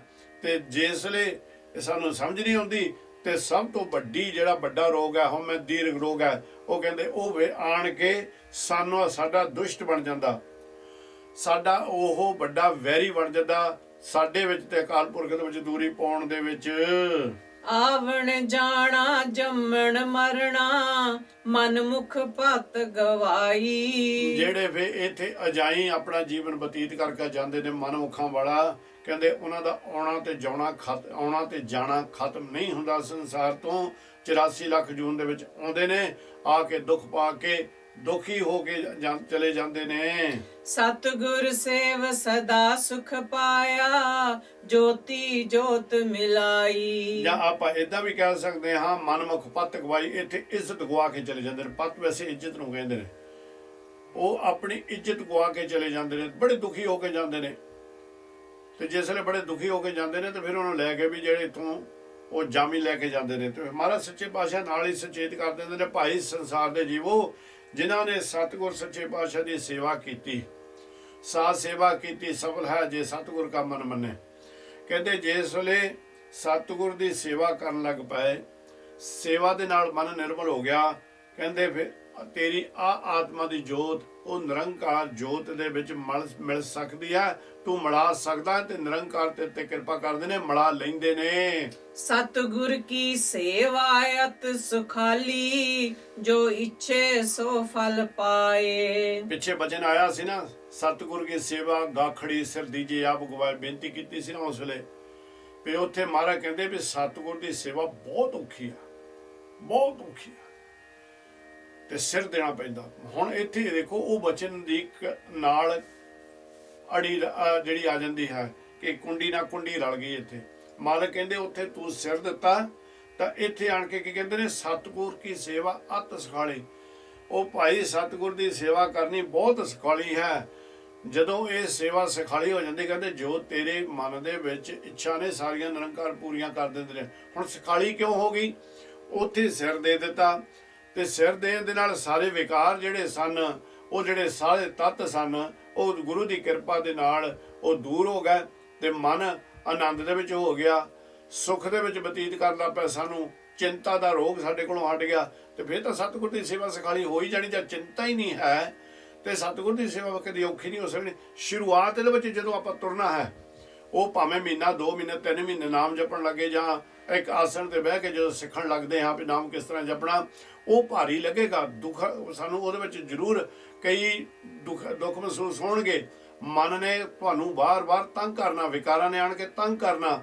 ਪਰ ਜੇ ਤੁਸੀਂ ਉਹਨਾਂ ਨੂੰ ਜਿੱਤ ਲਿਆ ਤੇ ਤੁਸੀਂ ਇਹ ਮਨ ਨੂੰ ਜਿੱਤ ਲਿਆ, ਮਨ ਜੀਤੇ ਜਗ ਜੀਤ ਵਾਲੀ ਗੱਲ ਬਣਾ ਲਈ ਤੁਸੀਂ, ਉਸ ਵੇਲੇ ਕੀ ਹੋਏਗਾ? ਇਹ ਸੇਵਾ ਭਾਈ ਜਿਹੜੀ ਆ ਨਾ, ਗੁਰੂ ਨਿਰੰਕਾਰ ਤੁਹਾਡੇ ਉੱਤੇ ਐਡੀ ਕਿਰਪਾ ਕਰ ਦਿੰਦੇ ਨੇ ਕਿ ਇਹ ਸੇਵਾ ਸੁਖਾਲੀ ਕਰ ਦਿੰਦੇ ਨੇ, ਆਨੰਦ ਵਾਲੀ ਕਰ ਦਿੰਦੇ ਨੇ। ਤੇ ਸਾਰੇ ਫਲ ਜਿਹੜੇ ਤੇਰੇ ਅੰਦਰ ਹਨ, ਜੋ ਤੂੰ ਮੰਗਣਾ ਚਾਹੁੰਦਾ ਨਿਰੰਕਾਰ ਕੋ, ਸਤਿਗੁਰ ਸਾਰੇ ਸੁੱਖਾਂ ਦੇ ਖਜ਼ਾਨੇ ਖੋਲ ਦਿੰਦੇ ਨੇ, ਤੇਰੀਆਂ ਮਨ ਦੀਆਂ ਇੱਛਾ ਪੂਰੀਆਂ ਕਰ ਦਿੰਦੇ ਹਨ। ਜਤ ਸਤ ਤਪ ਪਵਿੱਤ ਸਰੀਰਾ ਹਰ ਹਰ ਮਨ ਵਸਾਏ। ਕਹਿੰਦੇ ਇਹ ਸਰੀਰ ਨੂੰ ਪਵਿੱਤਰ ਕਰਨਾ ਚਾਹਣਾ ਤੇ ਫਿਰ 3 ਚੀਜ਼ਾਂ ਮਹਾਰਾਜ ਸੱਚੇ ਕਹਿੰਦੇ ਨੇ। ਕਹਿੰਦੇ ਪਹਿਲਾਂ ਜਤੀ ਹੋ ਜਾ, ਕਾਮ ਵਾਸ਼ਨਾ ਸਾਰੀਆਂ ਖਤਮ ਕਰ ਦੇ। ਸਤ ਉੱਚੇ ਆਚਰਣ ਵਾਲਾ ਸੱਚ ਸਰੂਪ ਬਣ ਜਾ। ਤੇ ਤਪ ਕਰ, ਮਨ ਤੇ ਤਨ ਨੂੰ ਇਕਾਗਰ ਕਰਕੇ ਇਸ ਨੂੰ ਤੂੰ ਧਿਆਨ ਜੋੜ ਪੂਰੇ ਨਿਰੰਕਾਰ ਦੇ ਸੱਚੇ ਪਾਤਸ਼ਾਹ ਦੇ ਚਰਨਾਂ ਦੇ ਵਿੱਚ। ਤਾਂ ਫਿਰ ਕੀ ਕਹਿੰਦੇ ਨੇ, ਉਹ ਜਦੋਂ ਸਰੀਰ ਪਵਿੱਤਰ ਹੋ ਗਿਆ ਤੇ ਹਰੀ ਦਾ ਨਾਮ ਹਰ ਵੇਲੇ ਤੇਰੇ ਅੰਦਰ ਹੀ ਵਸਿਆ ਰਹੇਗਾ। ਤੇ ਹਰੀ ਦੇ ਨਾਮ ਨੂੰ ਸਦਾ ਆਪਣੇ ਅੰਦਰ ਵਸਾ ਲੈ। ਸਦਾ ਆਨੰਦ ਰਹੈ ਦਿਨ ਰਾਤੀ ਮਿਲ ਪ੍ਰੀਤਮ ਸੁਖ ਪਾਏ। ਇਹ ਦੁੱਖ ਕਿੱਥੋਂ ਆਉਣਾ ਭਾਈ? ਇਹ ਤਾਂ ਤੇਰਾ ਜੀਵਨ ਆਨੰਦਮਈ ਹੋ ਜਾਣਾ ਜਦੋਂ ਪ੍ਰੀਤਮਾ ਅਕਾਲ ਪੁਰਖ ਨਿਰੰਕਾਰ ਦੇ ਨਾਲ ਤੇਰਾ ਪਤੀ ਪ੍ਰਮਾਤਮਾ ਦੇ ਨਾਲ ਮੇਲ ਹੋ ਗਿਆ। ਤਾਂ ਕਹਿੰਦੇ ਉਹ ਪ੍ਰੀਤਮ ਨੂੰ ਮਿਲਣ ਦੇ ਨਾਲ ਸਾਰੇ ਸੁੱਖ ਵੀ ਨਾਲ ਹੀ ਮਿਲ ਜਾਂਦੇ ਨੇ ਤੈਨੂੰ। ਜੋ ਸਤਿਗੁਰ ਕੀ ਸਰਣਾਗਤੀ ਹਉ ਤਿਨ ਕੈ ਬਲ ਜਾਉ। ਇੱਥੇ ਤੱਕ ਵੀ ਸਤਿਗੁਰ ਕਹਿੰਦੇ ਨੇ ਵੀ ਤੂੰ ਭਾਈ ਇਹ ਮਨ ਜਿਹੜੇ ਸਤਿਗੁਰ ਦੀ ਸ਼ਰਨ ਦੇ ਵਿੱਚ ਆਣ ਕੇ ਡਿੱਗ ਪਏ ਨੇ, ਤੇ ਗੁਰੂ ਮਹਾਰਾਜ ਸੱਚੇ ਕਹਿੰਦੇ ਮੈਂ ਉਹਨਾਂ ਤੋਂ ਬਲਿਹਾਰੇ ਜਾਵਾਂ। ਦਰ ਸੱਚੇ ਸੱਚੀ ਵਡਿਆਈ ਸਹਜੇ ਸੱਚ ਸਮਾਉ। ਦਰ ਸੱਚੇ, ਉਹ ਨਿਰੰਕਾਰ ਸੱਚੇ ਪਾਤਸ਼ਾਹ ਦੇ ਦਰ ਦੇ ਉੱਤੇ ਜੋ ਇੱਥੇ ਆ ਸੱਚ ਦੇ ਵਿੱਚ ਲੀਨ ਹੋ ਗਏ, ਉਹਨਾਂ ਨੂੰ ਉੱਥੇ ਵਡਿਆਈਆਂ ਮਿਲਦੀਆਂ ਨੇ। ਸੰਸਾਰ ਤੇ ਵੀ ਵਡਿਆਈਆਂ ਮਿਲਦੀਆਂ ਨੇ ਤੇ ਉਹ ਗਾਂਹ ਜਾ ਕੇ ਵੀ ਵਡਿਆਈਆਂ ਮਿਲਦੀਆਂ ਨੇ। ਤੇ ਉਹ ਕੀ ਕਹਿੰਦੇ ਨੇ ਫਿਰ ਕਿ ਉਹ ਐਡੇ ਸਹਿਜ ਦੇ ਵਿੱਚ ਹੁਣ ਸਹਿਜ ਅਡੋਲਤਾ ਵੀ ਹੈ ਤੇ ਸਹਿਜ ਇੱਕ ਅਵਸਥਾ ਵੀ ਹੈ, ਸਹਿਜ ਅਵਸਥਾ, ਸ਼ਾਂਤੀ ਪੂਰਕ ਜੀਵਨ। ਕਹਿੰਦੇ ਜਦੋਂ ਉਹਦੇ ਵਿੱਚ ਉਹ ਸਮਾ ਜਾਂਦੇ ਨੇ ਗੁਰੂ ਦੇ ਨਾਮ ਦੀ ਵਡਿਆਈ ਦੇ ਨਾਲ, ਗੁਰੂ ਦੇ ਨਾਮ ਦੀ ਕਿਰਪਾ ਦੇ ਨਾਲ, ਫਿਰ ਉਹਨਾਂ ਨੂੰ ਹਰ ਅਸਥਾਨ ਦੇ ਉੱਤੇ ਵਡਿਆਈ ਹੀ ਪ੍ਰਾਪਤ ਹੁੰਦੀ ਹੈ। ਨਾਨਕ ਨਦਰੀ ਪਾਈਐ ਗੁਰਮੁਖ ਮੇਲ ਮਿਲਾਓ। ਨਿਰੰਕਾਰ ਸੱਚੇ ਪਾਤਸ਼ਾਹ ਜੀ ਕਹਿੰਦੇ ਨੇ ਉਹ ਅਕਾਲ ਪੁਰਖ ਸੱਚੇ ਪਾਤਸ਼ਾਹ ਦੀ ਨਜ਼ਰ ਤੋਂ ਬਗੈਰ ਤੈਨੂੰ ਗੁਰਮੁਖਾਂ ਵਾਲਾ ਜੀਵਨ ਨਹੀਂ ਨਸੀਬ ਹੋਣਾ ਤੇ ਨਾ ਹੀ ਗੁਰਮੁਖਾਂ ਦੇ ਨਾਲ ਤੇਰਾ ਮੇਲ ਹੋਣਾ ਹੈ। ਤੇ ਇੱਥੇ ਨਿਰੰਕਾਰ ਸੱਚੇ ਪਾਤਸ਼ਾਹ ਕਹਿੰਦੇ ਨੇ ਵੀ ਗੁਰਮੁਖ ਵਾਲਾ ਜੀਵਨ ਗੁਰੂ ਦੀ ਕਿਰਪਾ ਦੇ ਨਾਲ ਜਦੋਂ ਤੈਨੂੰ ਪ੍ਰਾਪਤ ਹੋ ਗਿਆ ਤੇ ਤੈਨੂੰ ਉਹ ਅਕਾਲ ਪੁਰਖ ਨਿਰੰਕਾਰ ਦੇ ਨਾਲ ਤੇਰਾ ਮਿਲਾਪ ਹੋ ਜਾਵੇਗਾ। ਸ੍ਰੀ ਰਾਗ ਮਹਲਾ ਤੀਜਾ। ਮਨ ਮੁਖ ਕਰਮ ਕਮਾਵਣੇ ਜਿਉ ਦੁਹਾਗਣ ਤਨ ਸਿਕਾਰ। ਕਹਿੰਦੇ ਮਨਮੁਖ ਗੁਰੂ ਤੋਂ ਟੁੱਟੇ ਹੋਏ, ਗੁਰੂ ਦੇ ਵੱਲ ਨੂੰ ਪਿੱਠ ਕਰਕੇ ਜੋ ਤੁਰੇ ਜਾਂਦੇ ਨੇ, ਮਨ ਦੇ ਮਗਰ ਤੁਰੇ ਜਾਂਦੇ ਨੇ, ਕਹਿੰਦੇ ਉਹ ਜਿਹੜੇ ਕਰਮ ਇੱਥੇ ਕਮਾ ਰਹੇ ਨੇ ਸਾਰੇ ਨਿਹਫਲ ਨੇ, ਖਤਮ ਨੇ, ਉਹਨਾਂ ਦਾ ਕੋਈ ਉਹਨਾਂ ਨੂੰ ਦਰਗਾਹ ਦੇ ਵਿੱਚ ਜਾ ਕੇ ਫਲ ਨਹੀਂ ਮਿਲਦਾ। ਉਹ ਤਾਂ ਇਸ ਤਰ੍ਹਾਂ ਹੈ ਜਿੱਦਾਂ ਦੁਹਾਗਣ, ਜਿਹਦੇ ਸਿਰ ਦੇ ਉੱਤੇ ਸਾਈ ਨਾ ਹੋਵੇ, ਭਾਵੇਂ ਸ਼ਿੰਗਾਰ ਸੁਹਾਗਣਾ ਕਰ ਕੀਤੇ ਹੋਣ ਔਰ ਘਰ ਘਰ ਤੁਰੀ ਫਿਰਦੇ ਹੋਵੇ, ਉਹਦੇ ਕੀਤੇ ਹੋਏ ਜਿਹੜੇ ਸ਼ਿੰਗਾਰ ਨੇ ਪਤੀ ਸਿਰ ਤੇ ਨਹੀਂ, ਉਹ ਸਾਰੇ ਜਿਸ ਤਰ੍ਹਾਂ ਵਿਅਰਥ ਜਾਂਦੇ ਨੇ, ਕੋਈ ਉਹਨਾਂ ਦਾ ਫਾਇਦਾ ਨਹੀਂ ਹੁੰਦਾ। ਇਸੇ ਤਰ੍ਹਾਂ ਹੀ ਇਹ ਮਨਮੁਖ ਜੀਵ ਨੇ। ਸੇਜੈ ਕੰਤ ਨ ਆਵਈ ਨਿਤ ਨਿਤ ਹੋਏ ਖੁਆਰ। ਸ਼ਿੰਗਾਰ ਤਾਂ ਸਾਰੇ ਉਹ ਕੀਤੇ ਹੋਏ ਨੇ ਸੁਹਾਗਣਾ ਵਾਲੇ, ਪਰ ਸਿਰ ਦੇ ਉੱਤੇ ਸਾਈ ਨਹੀਂ ਹੈ, ਸਿਰ ਦੇ ਉੱਤੇ ਪਤੀ ਪ੍ਰਮਾਤਮਾ ਨਹੀਂ। ਉਹ ਕਹਿੰਦੇ ਫਿਰ ਉਹ ਨਿਰੰਕਾਰ ਸੱਚੇ ਪਾਤਸ਼ਾਹ ਦੇ ਚਰਨਾਂ ਦੇ ਵਿੱਚ ਉਹਦਾ ਆਉਣਾ ਜਾਣਾ ਜਾਂ ਸਤਿਗੁਰ ਦੇ ਦਰ ਘਰ ਦੇ ਵਿੱਚ ਆਉਣਾ ਜਾਣਾ ਉਹਨਾਂ ਦਾ ਨਹੀਂ ਹੁੰਦਾ। ਭਾਵੇਂ ਸ਼ਿੰਗਾਰ ਕਰਕੇ ਤੁਰੇ ਫਿਰਦੇ ਨੇ, ਪਰ ਉਹ ਨਿਤ ਨਿਤ ਹਰ ਰੋਜ਼ ਇਸ ਸੰਸਾਰ ਦੇ ਉੱਤੇ ਖੁਆਰੀ ਵਾਲਾ ਜੀਵਨ ਬਤੀਤ ਕਰਕੇ ਜਾਂਦੇ ਨੇ। ਫਿਰ ਕਾ ਮਹਲ ਨਾ ਪਾਵਈ ਨਾ ਦੀਸੈ ਕਰ ਭਾਰ। ਜਦ ਹੈ ਹੀ ਦੁਹਾਗਣਾ, ਫਿਰ ਪ੍ਰਮਾਤਮਾ ਦਾ ਦਰ ਕਿੱਥੋਂ ਸਾਨੂੰ ਨਸੀਬ ਹੋ ਜਾਣਾ ਭਾਈ। ਜੇ ਸਾਨੂੰ ਪ੍ਰਮਾਤਮਾ ਦਾ ਮਹਾਲੀ ਨਹੀਂ ਸਾਨੂੰ ਪ੍ਰਾਪਤ ਹੋਇਆ, ਜਾਂ ਪ੍ਰਮਾਤਮਾ ਦੇ ਘਰ ਦੇ ਰਾਸਤੇ ਦਾ ਹੀ ਨਹੀਂ ਸਾਨੂੰ ਪ੍ਰਾਪਤ ਹੋਇਆ, ਤੇ ਫਿਰ ਕਿਸ ਤਰ੍ਹਾਂ ਅਸੀਂ ਬੰਦਗੀ ਕੀਤੀ ਨਹੀਂ, ਸੇਵਾ ਕੀਤੀ ਨਹੀਂ, ਗੁਰੂ ਦੇ ਭਾਣੇ ਦੇ ਵਿੱਚ ਆਏ ਨਹੀਂ, ਗੁਰੂ ਦੇ ਹੁਕਮ ਦੇ ਵਿੱਚ ਆਏ ਨਹੀਂ, ਗੁਰੂ ਦੀ ਦੱਸੀ ਹੋਈ ਮਰਿਆਦਾ ਦੇ ਵਿੱਚ ਆਏ ਨੇ, ਫਿਰ ਆਪਾਂ ਨੂੰ ਉਹ ਘਰ ਤੇ ਵਾਰ ਦਾ ਗਿਆਨ ਨਹੀਂ ਪ੍ਰਾਪਤ ਹੁੰਦਾ। ਭਾਈ ਰੇ ਇੱਕ ਮਨ ਨਾਮ ਤੇ ਆਏ। ਕਹਿੰਦੇ ਹੈ ਸੰਸਾਰ ਦੇ ਜੀਵੋ, ਇੱਕ ਮਨ ਤੇ ਤਨ ਨੂੰ ਇਕਾਗਰ ਕਰਕੇ ਉਹ ਪ੍ਰੀਤਮ ਦਾ ਨਾਮ ਸੱਚੇ ਅਕਾਲ ਪੁਰਖ ਦਾ ਵਾਹਿਗੁਰੂ ਦੀ ਆਰਾਧਨਾ ਕਰੋ। ਸੰਤਾਂ ਸੰਗਤ ਮਿਲ ਰਹਾ ਜਪ ਰਾਮ ਨਾਮ ਸੁਖ ਪਾਏ। ਸਤਿਗੁਰ ਵੱਲੋਂ ਬਖਸ਼ੇ ਹੋਏ ਗੁਰੂ ਕੇ ਪਿਆਰੇ ਨਿਰੰਕਾਰ ਸੱਚੇ ਪਾਤਸ਼ਾਹ ਜਿਨ੍ਹਾਂ ਨੂੰ ਸੰਤ ਸਰੂਪੀ ਆ ਰਹੇ ਨੇ। ਸੰਤ ਸਰਨ ਜੋ ਜਨ ਪਰੈ ਸੋ ਜਨ ਉਦਰਨਹਾਰ, ਸੰਤ ਕੀ ਨਿੰਦਾ ਨਾਨਕਾ ਬੋਹਰ ਬੋਹਰ ਅਵਤਾਰ। ਕਹਿੰਦੇ ਸੱਚੇ ਸੰਤਾਂ ਦੀ ਸੰਗਤ ਦੇ ਵਿੱਚ ਬਹਿ ਜਾ, ਨਿੰਦਿਆ ਨਾ ਕਰ। ਵੈਸੇ ਨਿੰਦਿਆ ਉਦਾਂ ਵੀ ਨਾ ਕਰ, ਤੈਨੂੰ ਨਿੰਦਿਆ ਕਰਨ ਦਾ ਅਧਿਕਾਰ ਕੋਈ ਨਹੀਂ ਹੈ। ਨਿੰਦਿਆ ਕਰੇਗਾ ਜਿੰਨੇ ਤੂੰ ਕਿਤੇ ਗੁਣ ਕਮਾ ਵੀ ਲਏਗਾ, ਉਹ ਸਾਰੇ ਗੁਣ ਤੇਰੇ ਵਿਅਰਥ ਹੋਣਗੇ। ਤੇ ਇਸ ਕਰਕੇ ਕਹਿੰਦੇ ਨੇ ਜਿਸ ਵੇਲੇ ਤੂੰ ਸੰਤਾਂ ਦੀ ਸੰਗਤ ਦੇ ਵਿੱਚ ਬੈਠ ਤੈਨੂੰ ਮਿਲ ਜਾਊਗੀ, ਉੱਥੇ ਬੈਠ ਕੇ ਅਕਾਲ ਪੁਰਖ ਨਿਰੰਕਾਰ ਦਾ ਨਾਮ ਜਪ ਕੇ ਸੁਖ ਪਾਏਗਾ। ਇੱਕ ਮੈਨੂੰ ਛੋਟੀ ਜਿਹੀ ਬੈਠੇ ਬੈਠੇ ਨੂੰ ਇੱਕ ਗੱਲ ਚੇਤੇ ਆ ਗਈ। ਕਹਿੰਦੇ ਵੀ ਇੱਕ ਸਾਧੂ ਦੀ ਸੰਗਤ ਦੇ ਵਿੱਚ ਜੀਵ ਜਾਇਆ ਕਰਦਾ ਹੁੰਦਾ ਸੀ। ਉਸ ਦਾ ਮਿਲਾਪ ਹੋ ਗਿਆ ਇੱਕ ਰਾਜੇ ਦੇ ਨਾਲ, ਤੇ ਉਹ ਜਿਹੜਾ ਰਾਜਾ ਸੀ ਉਹਨੂੰ ਆਪਣੇ ਰਾਜ ਭਾਗ ਦੇ ਉੱਤੇ ਬੜਾ ਮਾਣ ਸੀ, ਬੜਾ ਸਭ ਕੁਝ ਸੀ ਉਸ ਨੂੰ। ਪਰ ਇੱਕ ਵਾਰ ਕੀ ਹੋਇਆ, ਰਾਜਾ ਜਾ ਰਿਹਾ ਜੰਗਲ ਬਿਆਬਾਨ ਦੇ ਵਿੱਚ। ਦੇਖੋ ਇਹ ਭਾਵੇਂ ਇਤਿਹਾਸ ਵਾਲੀਆਂ ਬਣਾਈਆਂ ਹੋਈਆਂ ਸਾਖੀਆਂ ਨੇ, ਪਰ ਸਾਨੂੰ ਇਹਦੇ ਵਿੱਚ ਜਿਹੜਾ ਗਿਆਨ ਪ੍ਰਾਪਤ ਹੁੰਦਾ ਉਹ ਜ਼ਰੂਰ ਸਾਨੂੰ ਹਿਰਦੇ ਵਿੱਚ ਧਾਰਨ ਕਰ ਲੈਂਦਾ। ਜਿਸ ਵੇਲੇ ਉਹ ਰਾਜਾ ਭਟਕ ਗਿਆ, ਰਾਸਤੇ ਤੋਂ ਭਟਕ ਗਿਆ, ਤੇ ਉਹਨੂੰ ਜਦੋਂ ਰਾਸਤਾ ਦੱਸਣ ਵਾਲਾ ਜਿਹੜਾ ਜੀਵ ਸੀ, ਹੁਣ ਰਾਜੇ ਦੇ ਕੋਲ ਕੁਝ ਸਮਾਨ ਵੀ ਸੀ। ਹੁਣ ਰਾਜੇ ਨੇ ਤਾਂ ਕਦੀ ਸਿਰ ਦੇ ਉੱਤੇ ਕੱਖ ਵੀ ਰੱਖ ਕੇ ਨਹੀਂ ਸੀ ਦੇਖਿਆ, ਇੱਕ ਸ਼ੇਰ ਵੀ ਭਾਰ ਨਹੀਂ ਚੱਕਿਆ। ਉਹ ਜਿਹੜਾ ਥੋੜਾ ਜਿਹਾ ਭਾਰ ਸੀ, ਉਹ ਹੁਣ ਭਾਰ ਚੱਕਣ ਵਾਸਤੇ ਦੇਖਦਾ ਕਿ ਮੈਨੂੰ ਕੋਈ ਮਿਲ ਜਾਵੇ ਜਿਹੜਾ ਕੋਈ ਮੇਰਾ ਇਹ ਭਾਰ ਚੱਕ ਲਵੇ। ਉਹ ਆਖਣ ਲੱਗੇ ਠੀਕ ਹੈ।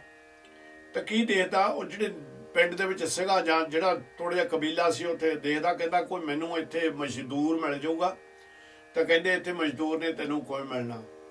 ਤੇ ਇੰਨੇ ਨੂੰ ਕੀ ਹੋਇਆ, ਉਧਰੋਂ ਕੋਈ ਉਸ ਅਕਾਲ ਪੁਰਖ ਨਾਲ ਜੁੜਿਆ ਹੋਇਆ ਆ ਗਿਆ। ਆਖਣ ਲੱਗਾ, ਉਹਨੇ ਆਣ ਕੇ ਰਾਜੇ ਦਾ ਮਸਤਕ ਦੇਖਿਆ, ਆਖਣ ਲੱਗੇ ਇਹਨੂੰ ਗਿਆਨ ਦਿੱਤਾ ਜਾ ਸਕਦਾ। ਜਦੋਂ ਗਿਆਨ ਦਿੱਤਾ ਜਾ ਸਕਦਾ, ਉਹ ਕੀ ਹੋਇਆ, ਉਸ ਨੂੰ ਆਖਣ ਲੱਗਾ ਹਾਂ ਭਾਈ ਦੱਸ ਕੀ ਕੰਮ ਹੈ। ਉਹ ਰਾਜਾ ਆਖਣ ਲੱਗਾ ਵੀ ਮੇਰੀ ਇਹ ਜਿਹੜੇ ਚੀਜ਼ਾਂ ਨੇ ਇਹਨਾਂ ਨੂੰ ਤੂੰ ਸਿਰ ਤੇ ਰੱਖ ਕੇ ਮੈਨੂੰ ਸਹੀ ਰਾਸਤੇ ਦੇ ਉੱਤੇ ਪਾਇਆ, ਤੇ ਜਿੱਥੋਂ ਕਿ ਮੈਂ ਆਪਣੇ ਘਰ ਨੂੰ ਜਾ ਸਕਾਂ, ਆਪਣੇ ਮਹੱਲ ਨੂੰ ਜਾ ਸਕਾਂ। ਆਖਣ ਲੱਗਾ ਠੀਕ ਹੈ। ਤੇ ਕਹਿੰਦਾ ਵੀ ਰਾਜਾ ਮੇਰੀ ਇੱਕ ਸ਼ਰਤ ਹੈ। ਉਹ ਆਖਣ ਲੱਗਾ ਉਹ ਕੀ? ਕਹਿੰਦਾ ਜਾਂ ਤਾਂ ਤੂੰ ਤੁਰਿਆ ਜਾਂਦਾ ਜਾਂਦਾ ਜਿੰਨਾ ਚਿਰ ਮੈਂ ਤੇਰੇ ਨਾਲ ਤੁਰਾਂ, 1 ਘੰਟਾ 2 ਘੰਟੇ, ਤੇ ਉਹ ਸਮਾਂ ਜਿਹੜਾ ਤੂੰ ਜਾਂ ਤਾਂ ਤੂੰ ਸੋਹਣੀਆਂ ਸੋਹਣੀਆਂ ਕਹਾਣੀਆਂ ਮੈਨੂੰ ਸੁਣਾ, ਤੇ ਜਾਂ ਤੂੰ ਏਦਾਂ ਕਰ ਮੇਰੇ ਕੋਲੋਂ ਸੁਣ। ਤੇ ਜਦੋਂ ਤੂੰ ਸੁਣਾਏਂਗਾ ਤਾਂ ਮੈਂ ਹੰਗਾਰਾ ਭਰੂੰਗਾ, ਜਦੋਂ ਮੈਂ ਸੁਣਾਉਂਗਾ ਤਾਂ ਤੂੰ ਹੰਗਾਰਾ ਭਰੀ। ਉਹ ਰਾਜੇ ਨੇ ਸੋਚਿਆ ਵੀ ਜੋ ਵੀ ਬੋਲੂਗਾ ਮੈਂ ਹਾਂ ਹਾਂ ਕਰੀ ਜਾਊਂਗਾ, ਮੈਨੂੰ ਕਿਹੜਾ ਕੋਈ ਅਸਰ ਹੋਣਾ। ਤੇ ਜਿਸ ਵੇਲੇ ਉਹ ਤੁਰੇ ਗਏ, ਜਿਹੜਾ ਇਹ ਉਹ ਅਕਾਲ ਪੁਰਖ ਨਾਲ ਜੁੜਿਆ ਹੋਇਆ ਸੀ, ਇਹ ਉਹਨੂੰ ਪਰਮਾਤਮਾ ਦੀਆਂ ਵਡਿਆਈਆਂ ਸੁਣਾਉਂਦਾ ਗਿਆ, ਕਹਾਣੀਆਂ ਸੁਣਾਉਂਦਾ ਗਿਆ। ਕਹਾਣੀਆਂ ਬਮਾਣੀਆਂ ਪੁੱਤ ਸਪਿੱਤ ਕਰਨ ਵਾਲੀ ਗੱਲ ਹੋਣੀ ਸ਼ੁਰੂ ਹੋ ਗਈ ਇੱਥੇ। ਰਾਜਾ ਸੁਣੀ ਜਾਂਦਾ, ਪੈਂਡਾ ਕੱਟਿਆ ਗਿਆ। ਪਰ ਇਹਨੇ ਦੇਖਿਆ ਵੀ ਇਹ ਜਿਹੜੀਆਂ ਮੈਂ ਇਹਨੂੰ ਕਹਾਣੀਆਂ ਸੁਣਾਈਆਂ ਨੇ, ਇਹਨਾਂ ਦਾ ਕੋਈ ਅਸਰ ਨਹੀਂ ਹੋਇਆ, ਪਰ ਹੁਣ ਮੈਂ ਇਹਨੂੰ ਜ਼ਰੂਰ ਕੁਝ ਨਾ ਕੁਝ ਦੱਸਾਂ। ਉਹ ਆਖਣ ਲੱਗਾ ਰਾਜਾ ਹੁਣ ਤੇਰਾ ਪੈਂਡਾ ਤਾਂ ਖਤਮ ਹੋ ਗਿਆ, ਆਹ ਫੜ ਜਿਹੜਾ ਤੇਰਾ ਸਮਾਨ ਹੈ ਇਹ ਵੀ ਮੈਂ ਸਹੀ ਟਿਕਾਣੇ ਦੇ ਉੱਤੇ ਪਹੁੰਚਾ ਦਿੱਤਾ, ਚਾਹੀਦਾ ਵੀ ਮੈਨੂੰ ਤੇਰੇ ਕੋਲੋਂ ਕੁਝ ਨਹੀਂ, ਪਰ ਮੇਰੀ ਇੱਕ ਗੱਲ ਮੰਨ ਲਾ। ਆਖਣ ਲੱਗਾ ਦੱਸ ਫਕੀਰਾ, ਦੱਸੋ ਭਗਤਾ ਕੀ? ਆਖਣ ਲੱਗਾ ਤੂੰ 7ਵੇਂ ਦਿਨ ਨੂੰ ਮਰ ਜਾਣਾ।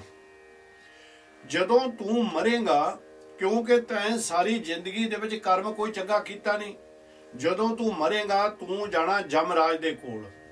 ਉੱਥੇ ਜਿਸ ਵੇਲੇ ਤੇਰੇ ਚਿੱਤਰਗੁਪਤ ਨੇ ਤੇਰਾ ਹਿਸਾਬ ਦੇਣਾ, ਉੱਥੇ ਕੀ ਹੋਣਾ, ਤੈਨੂੰ ਉਹਨਾਂ ਨੇ ਪੁੱਛਣਾ ਵੀ ਤੂੰ ਆਪਣੀ ਜ਼ਿੰਦਗੀ 'ਚ ਕੋਈ ਚੰਗਾ ਕੰਮ ਨਹੀਂ ਕੀਤਾ, ਪਰ ਕਹਿੰਦੇ ਆਹ ਜਿਹੜਾ 1 ਘੰਟਾ ਤੂੰ ਮੇਰੇ ਨਾਲ ਸਤਸੰਗ ਕਰ ਲਿਆ, ਇਹਦਾ ਫਲ ਤੈਨੂੰ ਉਹਨਾਂ ਨੇ ਜ਼ਰੂਰ ਦੇਣਾ।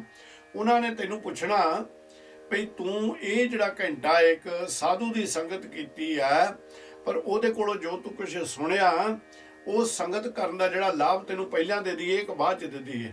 ਤੇ ਉਹ ਸਾਧੂ ਆਖਣ ਲੱਗਾ ਵੀ ਜਿਸ ਵੇਲੇ ਤੈਨੂੰ ਇਹ ਪੁੱਛਣਗੇ ਤੂੰ ਕਹੇ ਪਹਿਲਾਂ ਦੇ ਦਿਓ। ਤੇ ਜਦੋਂ ਉਹ ਕਹਿੰਦਾ ਪਹਿਲਾਂ ਦੇ ਦਿਓ, ਠੀਕ ਆ। 7ਵੇਂ ਦਿਨ ਰਾਜਾ ਮਰ ਗਿਆ, ਸਭ ਕੁਝ ਇਸੇ ਤਰ੍ਹਾਂ ਹੋਇਆ ਜਿੱਦਾਂ ਉਹ ਸਾਧੂ ਨੇ ਦੱਸਿਆ ਸੀ। ਕਹਿੰਦੇ ਜਦੋਂ ਉਹ ਤੂੰ ਉਹਦੇ ਕੋਲੋਂ ਫਲ ਮੰਗ ਲਿਆ, ਪਹਿਲੀ ਵਾਰੀ ਉਹਨੇ ਪੁੱਛਣਾ ਕੀ ਚਾਹੀਦਾ, ਤਾਂ ਉਹਨਾਂ ਨੂੰ ਕਹਿ ਦਿਓ ਮੈਨੂੰ ਉਦੋਂ ਸਾਧੂ ਦੇ ਹੀ ਦਰਸ਼ਨ ਕਰਵਾ ਦਿਓ, ਉਦੋਂ ਹੋਈ ਉਸ ਆਤਮਾ ਦੇ ਨਾਲ ਮੇਰਾ ਮਿਲਾਪ ਕਰ ਦਿਓ। ਤੇ ਉਹ ਆਖਣ ਲੱਗੇ ਠੀਕ ਹੈ। ਜਦੋਂ ਧਰਮਰਾਜ ਨੇ ਪੁੱਛਿਆ ਵੀ ਭਾਈ ਉਹ ਘੰਟੇ ਦਾ ਜਿਹੜਾ ਤੇਰਾ ਇੱਕ ਸਾਧੂ ਦੇ ਨਾਲ ਸੰਗ ਕੀਤਾ ਸੀ, ਉਹਦਾ ਤੂੰ ਫਲ ਪਹਿਲਾਂ ਲੈਣਾ ਕਿ ਬਾਅਦ ਚੋਂ? ਕਹਿੰਦਾ ਪਹਿਲਾਂ। ਤੇ ਕਹਿੰਦੇ ਵੀ ਕੀ ਚਾਹਨਾ? ਆਖਣ ਲੱਗਾ ਮੈਨੂੰ ਉਦੋਂ ਸਾਧੂ ਦੇ ਨਾਲ ਹੀ ਮਿਲਾਪ ਦਿਓ, ਮੈਨੂੰ ਉਹ ਸਾਧੂ ਦੇ ਨਾਲ ਹੀ ਮੇਰਾ ਮਿਲਾਪ ਕਰ ਦਿਓ, ਜਿਹੜਾ 1 ਘੰਟੇ ਦਾ ਫਲ ਹੈ ਮੈਨੂੰ ਤੁਸੀਂ ਦੇਣਾ, ਉਹ ਉੱਥੇ ਮੈਂ ਉਹਦੇ ਚਰਨਾਂ ਦੇ ਵਿੱਚ ਬੈਠ ਕੇ ਆਨੰਦ ਲੈਣਾ ਚਾਹੁੰਦਾ। ਉਹ ਆਖਣ ਲੱਗੇ ਠੀਕ ਹੈ। ਉਹਨਾਂ ਨੇ ਉਹ ਸਾਧੂ ਦੇ ਕੋਲ ਉਸ ਆਤਮਾ ਨੂੰ ਲੈ ਕੇ ਚਲੇ ਗਏ ਰਾਜੇ ਦੀ ਨੂੰ। ਆਖਣ ਲੱਗੇ ਜਾ ਆ ਸਾਧੂ ਦੀ ਕੁਟੀਆ, ਇੱਥੇ ਅੰਦਰ ਜਾ ਕੇ ਬਹਿ ਜਾ, ਦਰਸ਼ਨ ਕਰ ਲਾ ਸਾਧੂ ਦੇ, ਵੀ ਅਸੀਂ ਬਾਹਰ ਖੜਦੇ ਹਾਂ, ਜਦੋਂ ਸਮਾਂ ਹੋ ਗਿਆ ਉਸ ਵੇਲੇ ਤੈਨੂੰ ਅਸੀਂ ਆਵਾਜ਼ ਮਾਰਾਂਗੇ। ਜਿਸ ਉਹ ਕਹਿ ਆਖਣ ਲੱਗੇ ਵੀ ਠੀਕ ਹੈ। ਹੁਣ ਉਹ ਜਿਹੜਾ ਸਾਧੂ ਸੀ ਉਹ ਨਿਰੰਕਾਰ ਨਾਲ ਜੁੜਿਆ ਹੋਇਆ ਸੀ, ਇੱਕ ਰੂਪ ਬਣ ਚੁੱਕਿਆ ਸੀ। ਆਖਣ ਲੱਗਾ ਗੁਰਮੁਖਾ ਹੁਣ ਹਿੱਲੀ ਨਾ ਇੱਥੋਂ। ਆਖਣ ਲੱਗਾ ਬਾਹਰ ਜਾਮਨ ਖੜੇ ਨੇ, ਉਹ ਮੈਨੂੰ ਲੈਣ ਆਏ ਨੇ। ਕਹਿੰਦਾ ਉਹ ਅੰਦਰ ਨਹੀਂ ਆ ਸਕਦੇ। ਜੈ ਸਾਧੂ ਗੋਬਿੰਦ ਭਜਨ ਕੀਰਤਨ ਨਾਨਕ ਨੀਤ ਨਾਹੂ, ਨਾ ਤੂੰ ਨਾ ਛੁਟੇ ਨਿਕਟ ਨਾ ਜਾਈਓ ਦੂਤ।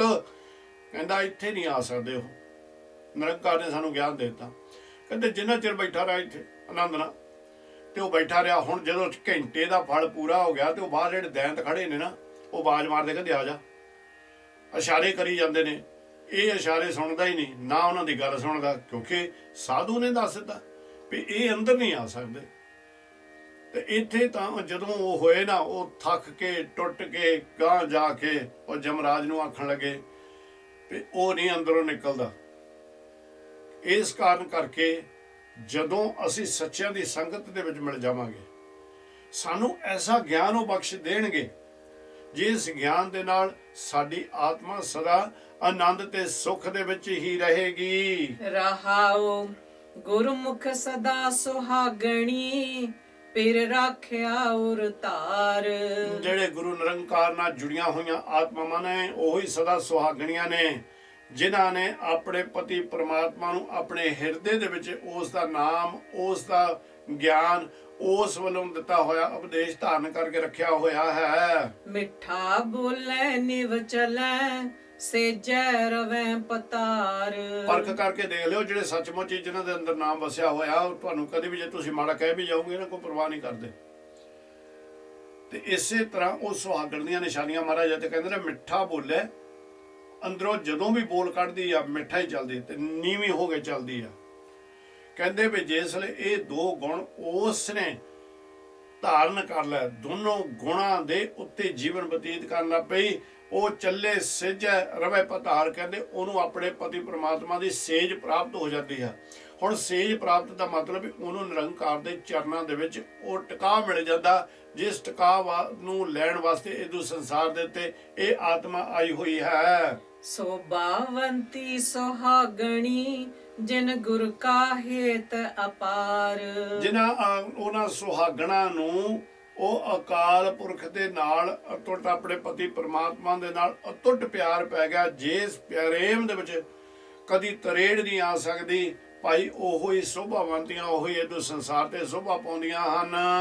ਪੂਰੇ ਭਾਗ ਸਤਿਗੁਰ ਮਿਲੈ ਜਾਂ ਭਾਗੈ ਕਾ ਉਦੋਂ ਹੋਏ। ਉਦੋਂ ਕਹਿੰਦੇ ਨੇ ਪ੍ਰਗਟ ਹੋ ਜਾਣਾ ਕਿਸੇ ਚੀਜ਼ ਦਾ, ਜਿਹੜੀ ਚੀਜ਼ ਪ੍ਰਗਟ ਹੋ ਜਾਂਦੀ ਹੈ। ਨਿਰੰਕਾਰ ਸੱਚੇ ਪਾਤਸ਼ਾਹ ਕਹਿੰਦੇ ਨੇ ਵੀ ਜਿਹੜੇ ਪੂਰੇ ਭਾਗ ਜਦੋਂ ਅੰਦਰੋਂ ਉਹ ਜਦੋਂ ਅਸੀਂ ਸ਼ੁਭ ਗੁਣ ਕਰਨ ਲੱਗ ਪਏ, ਉਦੋਂ ਸਾਡੇ ਭਾਗ ਉੱਚੇ ਸੁੱਚੇ ਬਣਨੇ ਸ਼ੁਰੂ ਹੁੰਦੇ ਨੇ। ਜਦੋਂ ਸਾਡੇ ਭਾਗ ਉੱਚੇ ਬਣ ਗਏ, ਅਸੀਂ ਜਿਹੜੇ ਮਾੜੇ ਕਰਮ ਲਿਖਾ ਕੇ ਆਏ ਆ ਉਹਨਾਂ ਨੂੰ ਫੂਕ ਦਿੱਤਾ। ਨਿਰੰਕਾਰ ਦੀ ਕਿਰਪਾ ਦੇ ਨਾਲ ਉਹ ਸਾਡੇ ਉੱਚੇ ਭਾਗਾਂ ਦੇ ਨਾਲ, ਸਾਡਾ ਸਤਿਗੁਰ ਦੇ ਨਾਲ ਮਿਲਾਪ ਹੋ ਜਾਂਦਾ ਹੈ। ਅੰਤਰੋਂ ਦੁੱਖ ਭ੍ਰਮ ਕੱਟੀਐ ਸੁਖ ਪ੍ਰਾਪਤ ਹੋਏ। ਗੁਰੂ ਦੀ ਕਿਰਪਾ ਦੇ ਨਾਲ, ਗੁਰੂ ਦੇ ਨਾਮ ਦੇ ਰਹਿਮਤ ਨਾਲ ਦੁੱਖ ਦੇਣ ਵਾਲੇ ਜਿਹੜੇ ਦੁਖਦਾਈ ਸਾਡੇ ਅੰਦਰ ਤੱਤ ਨੇ, ਉਹਨਾਂ ਨੂੰ ਕੱਟਿਆ ਜਾ ਗੁਰੂ ਕੱਟ ਦਿੰਦਾ ਹੈ, ਉਹਨਾਂ ਦਾ ਖਾਤਮਾ ਕਰ ਦਿੰਦਾ ਤੇ ਸੁੱਖਾਂ ਦੇ ਖਜ਼ਾਨੇ ਦੇ ਕੇ ਸਾਨੂੰ ਸੁੱਖਾਂ ਦੀ ਪ੍ਰਾਪਤੀ ਹੋ ਜਾਂਦੀ ਹੈ। ਗੁਰ ਕੈ ਭਾਣੇ ਜੋ ਚੱਲੈ ਦੁੱਖ ਨ ਪਾਵੈ ਕੋਈ। ਜਿਹੜਾ ਜੀਵ ਗੁਰੂ ਦੇ ਭਾਣੇ ਦੇ ਵਿੱਚ ਚੱਲਿਆ, ਗੁਰ ਮੇਰੇ ਸੰਗ ਸਦਾ ਹੈ, ਨਾਲੇ ਗੁਰੂ ਤਾਂ ਉਹਦੇ ਨਾਲ ਹੈ ਹਰ ਵੇਲੇ, ਤੇ ਉਹਨੂੰ ਗੁਰੂ ਕਿਸੇ ਤਰ੍ਹਾਂ ਦਾ ਵੀ ਦੁੱਖ ਲਾਗੇ ਆਉਣ ਨਹੀਂ ਦਿੰਦਾ, ਜੀਵ ਦੁੱਖ ਨਹੀਂ ਪਾਉਂਦਾ। ਗੁਰ ਕੈ ਭਾਣੇ ਵਿੱਚ ਅੰਮ੍ਰਿਤ ਹੈ ਸਹਜੇ ਪਾਵੈ ਕੋਈ। ਨਿਰੰਕਾਰ ਸੱਚੇ ਪਾਤਸ਼ਾਹ ਦੇ ਹੁਕਮ ਦੇ ਵਿੱਚ ਹੀ ਅੰਦਰ ਬੈਠਾ ਅੰਮ੍ਰਿਤ ਦਾ ਕੁੰਡ ਹੈ, ਜਿਹਨੂੰ ਸਾਡੇ ਪੰਜ ਚੋਰ ਲੁੱਟੀ ਜਾਂਦੇ ਨੇ। ਅੰਮ੍ਰਿਤ ਲੁੱਟੇ ਮਨਮੁਖ ਨਾ ਬੂਝੈ। ਗੁਰਮੁਖ ਸਮਝ ਜਾਂਦੇ ਨੇ ਮੇਰੇ ਅੰਦਰ ਅੰਮ੍ਰਿਤ ਹੈ। ਕਹਿੰਦੇ ਉਹ ਅੰਮ੍ਰਿਤ ਨੂੰ ਨਾਮ ਦੀ ਕਿਰਪਾ ਦੇ ਨਾਲ ਉਹ ਬ੍ਰਹਮ ਆਨੰਦ ਰੂਪੀ ਅੰਮ੍ਰਿਤ ਨੂੰ ਪ੍ਰਗਟ ਕਰ ਲੈਂਦੇ ਨੇ। ਤੇ ਫਿਰ ਕੀ ਹੁੰਦਾ, ਗੁਰੂ ਦੇ ਗਿਆਨ ਦੇ ਰਾਹੀਂ ਉਹ ਉਸ ਨੂੰ ਚੱਖਣ ਲੱਗ ਪੈਂਦਾ। ਪਰ ਗੁਰਮੁਖੋ ਹੈ ਕੋਈ ਵਿਰਲਾ, ਹੈ ਕੋਈ ਵਿਰਲਾ ਭਾਈ ਜਿਹੜਾ ਇਹ ਅੰਮ੍ਰਿਤ ਪਾ ਲੈਂਦਾ ਹੈ। ਤੇ ਤੁਸੀਂ ਉਹ ਵਿਰਲਿਆਂ ਦੇ ਵਿੱਚ ਬਣਨਾ। ਇਸੇ ਕਰਕੇ ਤੁਹਾਡੇ ਚਰਨਾਂ ਦੀ ਅਸੀਂ ਸੇਵਾ ਕਰਦੇ ਹਾਂ। ਜਿਨ੍ਹਾਂ ਪ੍ਰਾਪਤ ਤਿਨ ਪੀਆ ਹਉਮੈ ਵਿੱਚੋਂ ਖੋਏ। ਜਿਨ੍ਹਾਂ ਦੇ ਉੱਤੇ ਨਿਰੰਕਾਰ ਦੀ ਕਿਰਪਾ ਹੋ ਜਾਂਦੀ ਨੇ, ਵਿਕਾਰਾਂ ਆਦਿਕ ਨੂੰ ਸਾਰਿਆਂ ਨੂੰ ਖੋਣਾ ਕਰ ਦਿੰਦੇ ਨੇ, ਉਹਨਾਂ ਨੂੰ ਉਹ ਅੰਮ੍ਰਿਤ ਪ੍ਰਾਪਤ ਹੋ ਜਾਂਦਾ ਹੈ। ਜਦੋਂ ਅੰਮ੍ਰਿਤ ਪ੍ਰਾਪਤ ਹੋ ਗਿਆ, ਜਿਹੜਾ ਸਾਰੇ ਰੋਗਾਂ ਦਾ ਵੱਡਾ ਰੋਗ ਹੈ, ਜਿਹਦੇ ਕਾਰਨ ਕਰਕੇ ਸਾਰੇ ਰੋਗ ਹੁੰਦੇ ਨੇ ਸਾਡੇ ਅੰਦਰ, ਉਹ ਹਉਮੈ ਸਤਿਗੁਰ ਸੱਚੇ ਪਾਤਸ਼ਾਹ ਜੀ ਕਿਰਪਾ ਕਰਕੇ ਹਉਮੈ ਨੂੰ ਭਜਾ ਦਿੰਦੇ ਨੇ, ਖਤਮ ਕਰ ਦਿੰਦੇ ਨੇ। ਨਾਨਕ ਗੁਰਮੁਖ ਨਾਮ ਧਿਆਈਐ ਸੱਚ ਮਿਲਾਵਾ ਹੋਏ। ਗੁਰੂ ਨਾਨਕ ਨਿਰੰਕਾਰ ਸੱਚੇ ਪਾਤਸ਼ਾਹ ਜੀ ਕਹਿ ਮਿਹਰ ਕਰਦੇ ਨੇ ਕਿ ਜਿਹੜੇ ਗੁਰਮੁਖ ਨੇ, ਜਿਨ੍ਹਾਂ ਨੂੰ ਫਿਰ ਸੁਚੇਤ ਹੋ ਗਏ, ਜਿਨ੍ਹਾਂ ਤੇ ਗੁਰੂ ਕਿਰਪਾ ਕਰ ਦਿੰਦਾ, ਗੁਰੂ ਦੀ ਸ਼ਰਨ ਦੇ ਵਿੱਚ ਆਣ ਕੇ ਡਿੱਗ ਪੈਂਦੇ ਨੇ, ਉਹ ਹਰ ਵੇਲੇ ਫਿਰ ਨਾਮ ਦੇ ਨਾਲ ਹੀ ਹਰ ਵੇਲੇ ਉਹ ਅਕਾਲ ਪੁਰਖ ਨੂੰ ਯਾਦ ਕਰਦੇ ਨੇ। ਦੁਕਾਨ ਖੋਲਦੇ ਨੇ, ਉੱਥੇ ਬੈਠ ਕੇ ਵੀ ਉਹ ਅਕਾਲ ਪੁਰਖ ਸੱਚੇ ਪਾਤਸ਼ਾਹ ਦੀ ਯਾਦ ਹਿਰਦੇ ਦੇ ਵਿੱਚ ਕੰਮ ਕਰਦੇ ਨੇ। ਹਿਰਦੇ ਦੇ ਵਿੱਚ ਉਹ ਅਕਾਲ ਪੁਰਖ ਦੀ ਯਾਦ, ਨਿਰੰਕਾਰ ਵਾਹਿਗੁਰੂ ਗੁਰੂ ਨਾਨਕ ਦੀ ਹਿਰਦੇ ਦੇ ਵਿੱਚ ਯਾਦ। ਕਾਰ ਚਲਾਉਂਦੇ ਨੇ, ਕਾਰ ਦਾ ਦਰਵਾਜ਼ਾ ਖੋਲ੍ਹਣ ਲੱਗਦੇ ਨੇ, ਪਹਿਲਾਂ ਸਤਿਗੁਰੂ ਆਪਣੇ ਨੂੰ ਅਕਾਲ ਪੁਰਖ ਨੂੰ ਯਾਦ ਕਰਦੇ ਨੇ। ਉਹ ਜਦੋਂ ਵੀ ਹਰ ਵੇਲੇ ਅਕਾਲ ਪੁਰਖ ਨੂੰ ਯਾਦ ਕਰਦੇ ਨੇ, ਸੌਣ ਤੋਂ ਪਹਿਲਾਂ ਸੋਹਲਾ ਸਾਹਿਬ ਪੜ੍ਹ ਕੇ ਵੀ ਉਹ ਅਕਾਲ ਪੁਰਖ ਦੇ ਚਰਨਾਂ ਦੇ ਵਿੱਚ ਜਦੋਂ ਅਰਦਾਸ ਕਰਦੇ ਨੇ, ਤਾਂ ਉਦੋਂ ਵੀ ਉਹ ਨਿਰੰਕਾਰ ਸੱਚੇ ਪਾਤਸ਼ਾਹ ਦੇ ਕੋਲੋਂ ਇਹੀ ਦਾਤ ਮੰਗਦੇ ਨੇ ਵੀ ਮੈਨੂੰ ਜਿਹੜੇ ਰਾਤ ਦੀ ਨੀਂਦਰ ਹੈ ਮੇਰੀ ਜਿਹੜੀ ਆਣੀ, ਇਹਨੂੰ ਅਸੀਂ ਛੋਟੀ ਮੌਤ ਵੀ ਕਈ ਵਾਰ ਆਖ ਦਿੰਦੇ ਆ, ਇਹਦੇ ਵਿੱਚ ਵੀ ਨਿਰੰਕਾਰ ਸੱਚੇ ਪਾਤਸ਼ਾਹ ਤੂੰ ਹੀ ਮੇਰੇ ਖਿਆਲਾਂ ਦੇ ਵਿੱਚ ਆਵੇਂ, ਤੂੰ ਹੀ ਮੇਰੇ ਸੁਪਨਿਆਂ ਦੇ ਵਿੱਚ ਆਵੇਂ। ਤਾਂ ਕਹਿੰਦੇ ਨੇ ਵੀ ਉਹ ਜਿਹੜੇ ਨਾਮ ਧਿਆਉਂਦੇ ਨੇ ਉਹਨਾਂ ਨੂੰ ਉਹ ਸੱਚ ਦੇ ਨਾਲ ਮਿਲਾਵਾ ਹੋ ਜਾਂਦਾ। ਇੱਕ ਸ਼ਬਦ ਹੋਰ ਆਪ ਜੀ ਨਾਲ ਸਾਂਝਾ ਕਰ ਲਈਏ। ਸ੍ਰੀ ਰਾਗ ਮਹਿਲਾ ਤੀਜਾ, ਜਾਂ ਪਿਰ ਜਾਣੇ ਆਪਣਾ, ਤਨ ਮਨ ਅਗੈ ਤਰੇ। ਸਤਿਗੁਰ ਸੱਚੇ ਪਾਤਸ਼ਾਹ ਜੀ ਹਰ ਇੱਕ ਦੀ ਸ਼ੰਕਾ ਵੀ ਦੂਰ ਕਰਦੇ ਨੇ। ਗੁਰਸਿੱਖਾਂ ਨੇ ਬੇਨਤੀ ਕੀਤੀ, ਅਕਾਲ ਪੁਰਖ ਨਿਰੰਕਾਰ ਧੰਨ ਧੰਨ ਗੁਰੂ ਅਮਰਦਾਸ ਮਹਾਰਾਜ ਸੱਚੇ ਪਾਤਸ਼ਾਹ ਜੀਓ, ਸਾਨੂੰ ਕਿਰਪਾ ਕਰਕੇ ਦੱਸੋ ਤੁਸਾਂ ਕਿਸ ਤਰ੍ਹਾਂ ਉਹ ਅਕਾਲ ਪੁਰਖ ਨੂੰ ਪ੍ਰਾਪਤ ਕੀਤਾ, ਤੁਸੀਂ ਨਿਰੰਕਾਰ ਸੱਚੇ ਪਾਤਸ਼ਾਹ ਪੂਰੇ ਦੀ ਸ਼ਰਨ ਦੇ ਵਿੱਚ ਕਿੱਦਾਂ